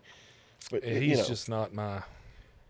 He's got to be the greatest champion for, I guess it was Big Vince. I mean, He's the longest reigning champion for Big Vince, and I Yeah. think 2 is Morales and 3 is Bob Backlund, who also I'm not a huge fan of either for his 90s run. But I'm obviously, he's my pick. I'm going A for Bruno. I'm going to go I B for think Bruno. May be 'cause it fits. the top B, for the 70s. B for Bruno and B for Bruno. Yeah. the Boogie. You know, he looked the part. He had did. the big neck. He had the cauliflower ear. He had the crooked nose. He looked like Dick the Bruiser. He looked like a old-time wrestlers, and he was built. And I can tell you for a fact, in the '60s, he was one. There was only a handful of men in the world that could bench press 500 pounds at this time. And one was Pat Casey, and he was like 400 pounds. He was from California, and he did steroids and everything. He was without steroids, and he legit did 500. And now, Henry, he did 700, 800. Yeah, now, Mark Henry's a monster. Who knows what it is, 900, 1,000.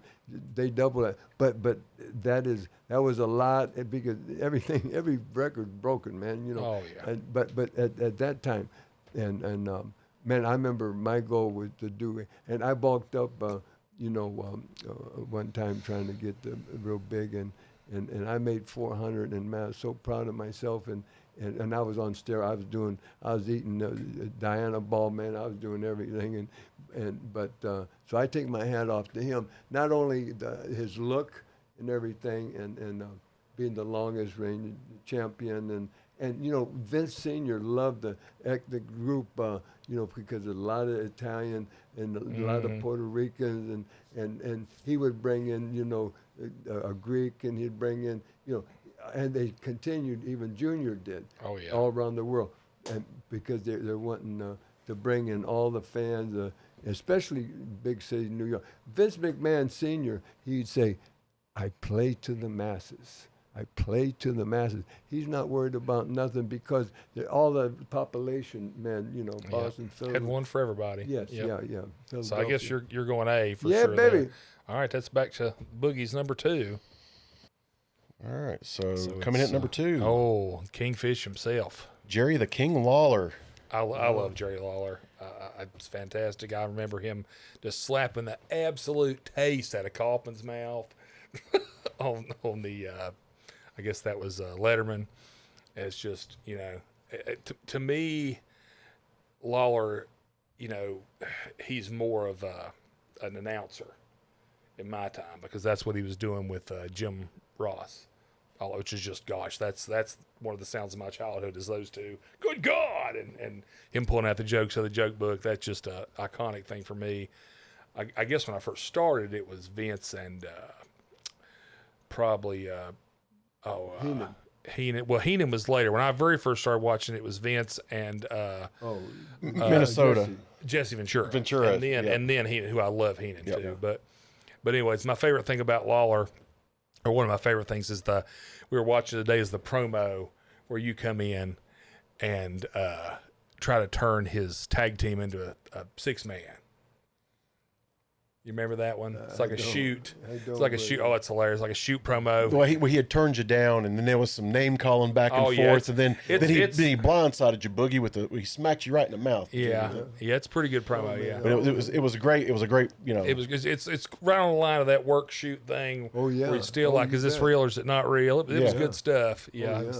It was great. Very convincing. I'm going to give him an A. I love Jerry the King Lawler as well, man. But again, for me, it was, I mean, the Memphis days, of course, with you and whatnot. That was the iconic time period that I remember, and that's probably where he was. I mean, other than coming to the big show in New York, I mean, he was the man in Memphis there for a while. So, but I'm gonna go A for Jerry. Yeah, you know, the King, man. I'll tell you something. I went in for just one day. It was 77 of August. It would just be. I went in early August, and Elvis died just a couple of weeks later. I think the 17th of August, and so it's that period, and all they did, they called up Lawler. That's when he started going to sing with Jimmy. Hart. Yeah. So he beat everybody, man, and the week before he beat.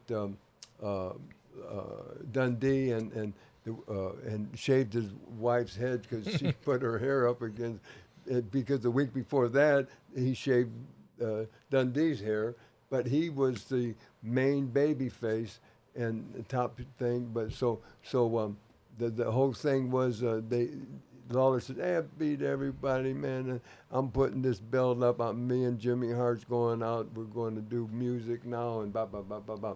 So they called different territories, and they flew in different guys. They flew Bobo in from Detroit, called the Sheik. They flew in, they called Bruiser, and I was in Indianapolis, and he said, "Who you got there, Dick? You know, I just need him for one night, you know, Monday night." And he said, "Well, we got Ernie the Cat. We had a good roster then there that year, like 73 or 77." And he says, "I got Cat was there, and I got Ivan Koloff, I got Handsome Jimmy, and he send me that, send me Handsome, and I've never been in there, you know, and I'm from Tennessee, man." And they said, "Well, have them do a video, you know, to tell about the one night round robin, and whoever the winner is going to get Lawler's belt, and then Lawler's going to come back later and get going again." But he put it all up. That was the whole deal. Well, I get on that mic in Indianapolis, and then they sent the interview to him. And I put down, I'm from Tennessee. I was born in Tullahoma, Tennessee. And I'm talking about, "Hey, all you hillbillies in Tennessee, tobacco chewing, wick raising, you know, toothless, you know, tobacco spitting, you know, ignorant, you know, uneducated goofs, man." And all my people's there, man. I'm putting Tennessee, and I love Tennessee, man. But that's what you'll do for business, brother. Oh, sure. Yeah. And so they loved it, man. So they see that interview, and so here I come. Well, they put me on third real fast. They put me on third with Dundee, and they don't want to hurt Dundee because he's the man. See, because you know, and they already brought in Mr. Wrestling, and not Tim Wood, but the other I think of him in, he's big star, but he under white mask. They brought him in and to do the battle royal, and then he was going to feud with Lawler later, and because Lawler was the heel, and so here I come in just for one night, and I was going to, you know, get a couple of things, and then I was going to put the champion over. They already had the plan because, oh man, this guy. And so I go out, and all the matches are 10 minutes, and the main event is 60 minutes because there's so many matches. So we go on like third, me and Dundee. They just wanted, of course, they ain't going to hurt him. They want to get him out of there. So I come out, I got my jacket on, hands, I'm strutting around, man, boom, boom, and I can't get my bell ring. I got get him back, get him back. Get your jacket, get him back. And then finally I take it off and I start choking him and boom, and I'm beating up. And I mean, just a minute. I said, come back, kid, boom, boom. And he comes back and the jacket goes flying. Boom, I'm taking bumps, man. He drop kicks me. I go over the top rope. He comes on the, man, them people got up for 10 minutes. Man, they didn't sit down. We stole the show, man, because of him, you know, and because he was over so strong. And the bell rings, boom. So we went Broadway, okay. So the referee, which was Ricky Morton's dad, Paul Morton, and so he flipped a coin and Dundee said, heads. And he looked down, it was tail. So they raised my hand. So I went on. They didn't hurt him. They wanted me on there. And then so I could, you know, get beat there. And I'm just there for a payoff, brother. Oh, yeah. And they're flying me back home next morning. So boom, boom. Oh, they flew Briscoe in from Florida. They flew Bobo in. They flew another big guy in. You know, anyway, 2 or 3 big stars from different territories and their own territory. So there it is. So it was a real big sellout thing, and so soon as I come out, Lawler's there, but Jerry Jack, come here, and they bring me in his office there. He says, "Can you come back next Monday? Can you come back, handsome?" I said, "Well, you got to talk to my boss. You know, got to talk to Bruiser." He said, "What's the chances? What's the chances?" And they were so excited because they seen the crowd, and Lawler just, man, I can make money with this guy.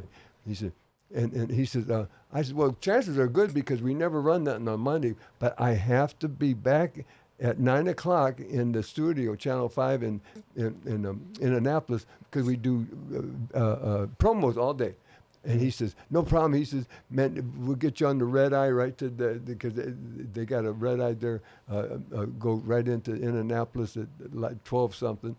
He says, there's no problem. So he says, chances are good. He says, okay. They didn't even call Bruiser. So boom, boom. I beat another guy, took a bye or got a bye, didn't have to wrestle one round. And finally I ended up with who they brought in to go over. Oh man, I just had it. I'll think of it. And anyway, so I'm wrestling him. I'm wrestling Mr. Wrestling, and the main event thing, and boom, boom, boom. We go 20, 30 minutes, and boom, I beat him with some way cheated. 1, 2, 3, had so much heat, man. I'm walking around and I said, do an interview because I can't come back for TV because I work for Bruiser the weekends. And so I did an interview, started doing an interview. And I'm talking to all the hillbillies. I says, if you want to see Handsome Jimmy, I'm taking this belt back to New York, but I'm going to come in one more time. And, brother, if I beat everybody here in one night, but I'm going to give this other, guy a chance to take it back, but if you don't, you'll never see me again. I'm gonna keep this belt, brother, man. I got 20 belts hanging up in New York, the Big Apple, the Big Light. Anyway, so I go, and so the whole thing was Dickie Steinborn, Steinborn, brother. That's who they brought in, and God bless him. So I beat him. So the next week, real fast. Next week, they have Lawler's going to have he's coming, but he's going to be singing his hot song. Right. And on stage, they had a stage there, so it's a free concert and another sellout. And it's me and Dick in the main event. So they do that, halfway through, and Hart's there, and they warming up the crowd, man. They're warming up, and Hart singing his song, and got the Gentrys there and all. And so Lawler, he comes out and see, are you ready? Are you ready? So he bring him out, big man, big pop, and he starts going to sing his song and all that, and he sung one little thing, and he put a guitar down by his stool, and anyway, when he started to sing his main song there, and I come running out with the sunglasses on, I take the guitar, boom, boom, man, and I just busting them open and all that, and I said, you don't want to. I told the people, you don't want to hear this hillbilly sing, man. and the Carver sisters are back there. They're just young girls. They're scared to death. And the Gentrys, they don't know, man. They don't know. And the cops and everybody's there. And And I said, no, I want to sing. These hillbillies want me to sing, you know. And but anyway, they got me out of there. And that Lawler, brother, man. And that was, went in for one day, I want to say, and I'm still going in, man. Yeah. I was just in Memphis, the TV, That's just great. a couple of weeks ago. I mean, but he's the best. You know, real fast. The last thing I'm gonna say, we'll take a second. I put the best entertaining, money-drawn people. Number one, Gorgeous George, because when Hollywood talks about you, that's it. Oh, brother. yeah. Gorgeous George, and then number two is Hogan. I'm talking about money. I'm talking about money. I'm talking about nothing else. Yeah. And then I'm telling you, and now Flair, he's there because both of them are gone. God bless. And the next, I'm going to say Jerry. I'm telling you, he can do any. Hey, that's my favorite person to work with, man. Right. Oh yeah. So obviously, it's an A double, for, triple plus. I would argue that stopping that concert is a face turn for you. Well, you know, saving all those people from that music. But I guess my turn now. Yes, sir. Yes, all right. sir. So what we got here. I think this is the all A plus is big. I think. yeah, I've been waiting for it for a long time. If it's not, I may just like stand up, flip a table, and leave. Not really, but I think I can't remember. Yeah, baby. That's Scott's list. Yeah, I know. I'm trying to get it to I'll edit all this eventually. Bruno Sammartino. Every time I hear Bruno Sammartino, I think of Mike Tyson. Bruno Bruno Sammartino. Sammartino. Yeah. Saying Oh, that. Mike, yeah, you know what? He did a couple of interviews, and he says, oh, man, yeah, because he watched that. Oh, yeah. The Valiant brother. He says, oh, yeah, I'm so handsome. I got the big mo and handsome Jimmy. Oh, yeah, Johnny, the Valiant brother. And he said, I love the Valiant. I love Bruno Sammartino. He did a couple of different things. And Yeah. Oh, yeah. because when he was a kid in New York, yeah, man. Oh, yeah. Old Mike. Oh, brother, man. Yeah. All right. Oh, there you go. Baby. Does the rules, baby. Of course, we've talked a whole lot about Dusty Rhodes doing the promotion I and love it. whatnot, or being the booker rather in the 80s. I mean, he just, I just love Dusty. Everything about Dusty. I mean, even the polka dots. I mean, golly, put him in polka dots and he still got it over. Well, I mean, just to do it. I mean, he just, yeah. I mean, Dusty probably makes my 80s list, but he's not on my 70s list, you man. insane? I know that he had some great matches in the 70s. I'm sure you had some dust-ups with Dusty in on the you 70s. about how Dusty was in the 70s. Yeah, Let him tell yeah. you. We're gonna let Jimmy talk about Dusty from the 70s. That's an A plus. But I love Dusty. I loved to hate Dusty growing up because I was a Flair guy. But I'm going to go A for Dusty. Ric Flair. And what about you, Boogie? I mean, like, what kind of interaction did you have with Dusty inside the ring? Oh, man, beautiful. It's chemical, brother. It's automatic, man. He could work with anybody. He could out-talk anybody. This guy, man, and when Crockett sold to Ted Turner, and the reason, and I was there, brother, and we had to wait till, because we signed 3-year contracts with him, and in November of 77, so it's almost 1978 was when WCW took over NWA. That's when they bought out, and the reason is because Crockett owed Ted Turner so much money for doing the tapings, because we were the first to go around the world with that, so when all that happened, and they just spent so much money that they shouldn't have. Like, they bought Watts out. They bought, you just mentioned Harley Race, and for Kansas City, they brought Pat O'Connor, and they bought them out, Kansas City out. So they called that Charlotte West, and so they were buying stuff, I mean, millions and millions of dollars, and so they got in trouble there. And we had the hottest thing going, and they blamed all that on Dusty. And I don't blame it on them, brother, but I put in my book, man, you rated, brother, I put him over like a million, like he should be. And but so when they did that, Ted Turner gave them all so many millions. There was, Francis and the mother, and of course Jackie and David and Jim. They all got a few $1 million each, and all that's erased, no bills. But they had to pay all of us, and that's why it ended up in November when all our contracts and all we were all on it. Flair and Paul Jones, me, whoever, Dusty and whatever. But they blamed all that on him, and I don't, because he was a genius, brother. He made all that money, and I have no idea why they wanted them other territories. That's what hurt them. And Watts did real good, and so did Kansas City, and they didn't need that. They didn't need to buy it. Man, we could have went in and took it, man. They could have saw what WWF was doing, and maybe were afraid if they didn't buy it, they were going to get. There you go. Because they were buying them at the same time. Something behind it. They just had so much more power though in New York. But real fast, Ted Turner called up Vince McMahon, Junior. Then it was Junior. We call him Junior, but. You don't have to call him Junior no more, It's like Hank Williams Jr., You ain't got to call Hank Williams Jr. no more. Same with him because they both proved themselves ahead of their fathers. Yeah. But he called up, as soon as he did the deal, he calls up Vince. He says, well, Vince, yeah, Ted. He says, I'm in the wrestling business.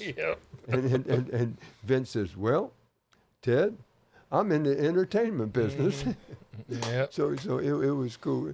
But, brother, man, Dusty, I can't say enough for him. I mean, as a worker, as a interviewer, as doing interview, as the way he looked, brother, man, he was, big guy, man, but brother, he could move. He was an athlete, brother, I'm telling you. A good athlete, and boy, he had the charisma, he had it all. And he had the knowledge up here.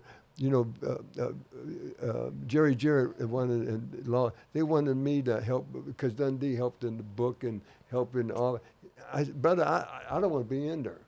I just want to work, do my thing, man. I don't want nothing to do with it. And I was offered, the job a couple of times, and no, I don't want. But it's a certain person that does it and thrives on it, and they're good and. The mad scientist, the mastermind. Yeah. But he did it, and he worked, and Dundee did it, and he worked every night, and Lawler did it, and they, like Lawler, and here's how they did, because you get burnt out, brother, doing this, see. He would do it 6 months, and then Jerry Jarrett would do it 6 months, see. Then they would just kick back. But Lawler worked all the time, even when he booked, and when Jerry booked. But Jerry would just disappear, go fishing. He lived next door to Bobby Bear, one of the country music stars, and they went fishing, and they had a deal. He says, "Here's our deal, man," because he wanted to get away from business. So did Bobby. He says, "When we're out there, I will never mention nothing. Ask you a question about country music, business, and you don't ask me nothing about that." And it worked fine. The getaway. Well, I guess you're giving Dusty an A. All right, and that's plus. to A triple plus. There you go. That's like 18 points. Oh, man. Well, I'll tell you, man. That's a big score right there for Dusty, man. That was a big one. All right. Scott Daddy says for number 2, Harley Race. We've already done him. We've already talked about. You can see we've all scored. We can do your number 1. I'm going to save my number 1 till last. So, Jimmy, we're back to you. We've already scored Harley. Yeah. So Boogie says Dick the Bruiser. All right. I don't know much about Dick the Bruiser. I know kind of who he is. He'd be a B for me just because I don't really know him much. I don't know much about Dick the Bruiser. I know he's an Indiana guy, right? Like maybe not from Hammond, but surrounding area maybe. Indianapolis. Yeah. Okay. So, but would you call him like your mentor? Yes. He was my first mentor. He took me under his wing. And he just, at that time, Scott, they didn't have wrestling schools like I have, camps, and they didn't have. They had something. I seemed like something in Detroit. I heard a little about something in Minnesota. Something not Gagne's. Gagne's way later. Yeah. But another guy had some, and it seemed like I heard. But the only way you get into business is a pro bring you in, and you couldn't be a wise guy, brother. If you're a wise guy, these guys were, man, I'm telling you, tough. They would hurt you. They broke Hogan's leg, brother. They did, yeah. They broke his leg in Florida getting it, and they're shooting, and just so you got to be, very, very, not like you know it all or nothing. You just got to go with it and listen and do what they say, and you got to have, of course, you got to have the look good. You got to have the type that they think that they can make money with, and then that's the way you get in. And be a sponge, just soak it all in. You bet. And he was my mentor. He was the hottest thing in the country, brother. In the 50s, and hey, he was from Indianapolis, like you said. His father was a baby doctor. He pulled out thousands of babies from Indianapolis ladies, and he was a baby doctor. And his mother was very high in politics there. So I think didn't he play for the Green Bay Packers he as sure well? did pro football. He's lucky I didn't give him a C. For I was going to say you can't change your score now. He's a I Chicago Bears knew fan. he was a Packers fan. I saw it online, and I still didn't. Yeah, it's okay. Yeah, I believe I read that he was a Packers player in the the Yeah, but anyway, perfect, so sorry, Jimmy, didn't mean to interrupt you there. No. Little ribbon for Tanner there. Yes, I saw sir, it, yeah, I Tanner. know. Tanner, he was the hottest thing in country as a heel brother, man, and now he's the greatest character. That's how the Boogie Woogie, I copied him because he never changed his style. Him and the Crusher, they'd go out, man, and they'd pull hair, they'd hit him with cheers, they'd do everything. And the people loved it because we're working with, of course, the top heels. But they love it because you didn't change your style, how you got over. So that's not why I did the Boogie Woogie. I just brawled. And I was a brawler, man. I'd poke him in the eye. I'd hit him with a cheer. I'd pull hair, and the heel would say, "Hey, pull my hair, bro. Hey, bro." And I go like this to the people, and they'd lie for me. No, he didn't. No, he didn't. So that's the character that he was and I was. But to tell you one thing. When he passed away, when he died, God bless, and his wife, Rio, she says, told me, she says, Dick told me many, many, many times, he says, I wish I had 12 of them Jimmy Valiants in my territory, because I never gave him one bit of whatever he told me, brother. Man, I did it. And the reason is, you may not understand it. He says, go out there and slip on a banana peel and, have this guy cover you. 1, 2, 3. Other guy, what? Hey, I do it, see? Yeah. Because then in 3 or 4 weeks, oh, yeah, okay, I see why he did that. See, whatever he says, don't never question nothing. I didn't, and I was all the way on time. And I tried hard as I could, brother, and never suggested nothing, never, it was just I took it all and just a good workman and everywhere I went. Then you just like man, I if I give you my word, that's all you have.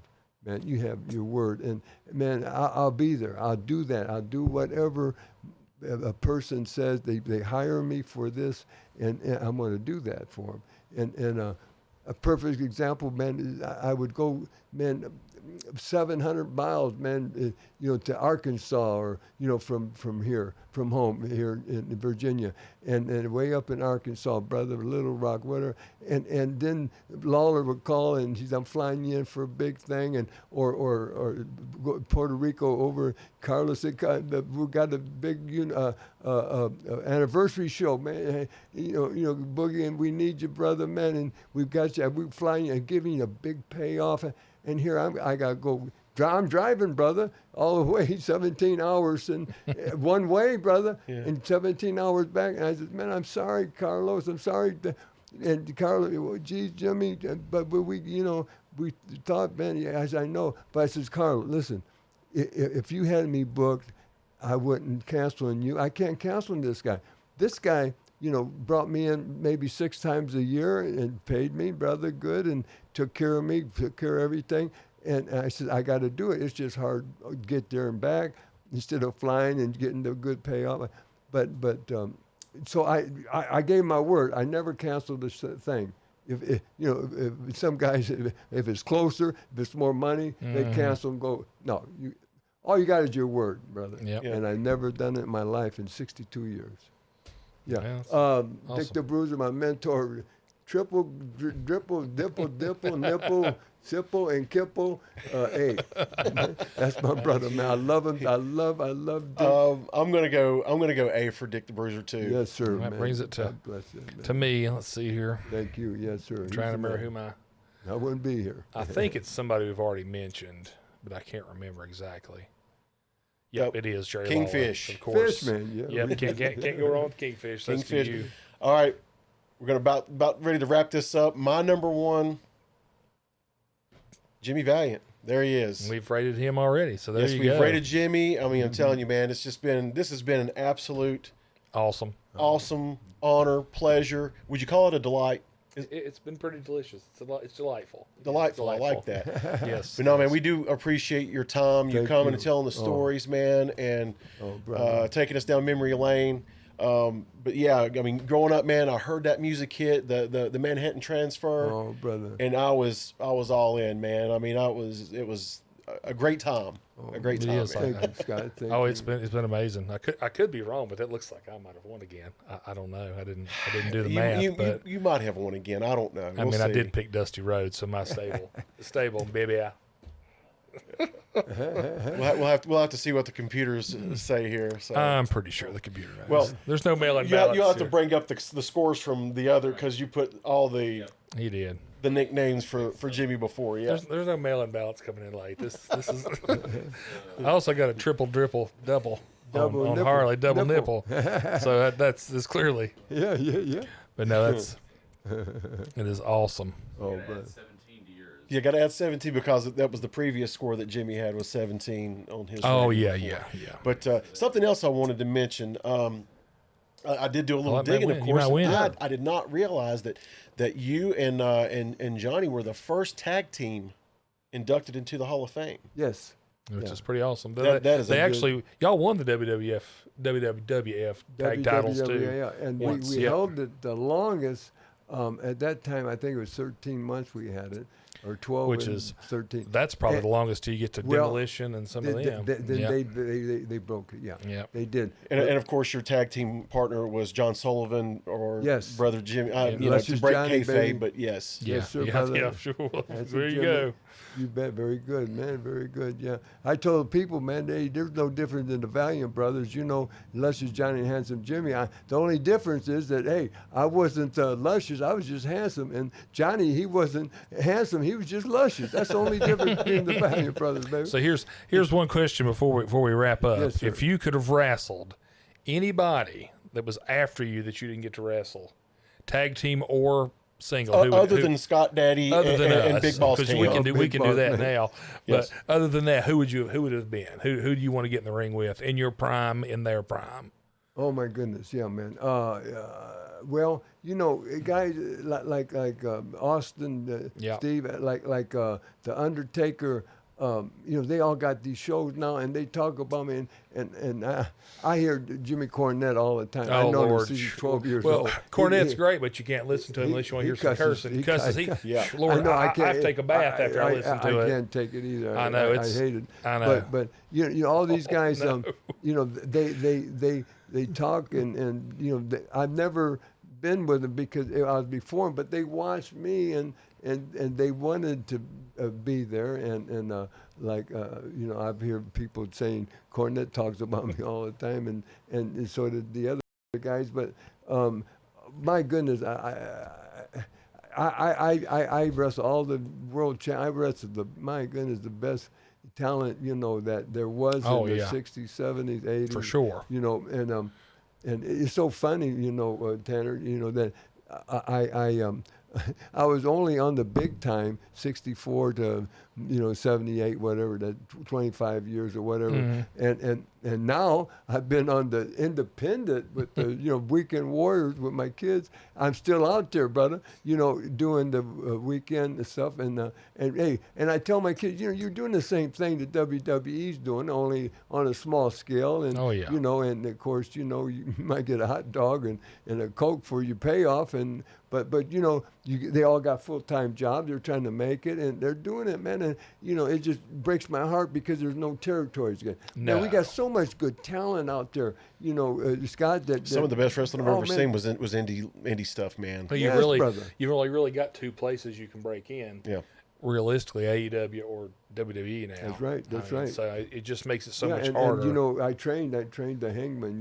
He was one of our students, and he's on fire, man. Absolutely. Oh, man. yeah, And a we- great guy as well. boy. I got to meet him. We've He's met a him. He's great a guy. great- yeah, Adam Page, he's great, he's man. a beautiful He's man. I just fantastic. love him, man. Yeah. Love his family. Yeah. Yeah, Adam's fantastic.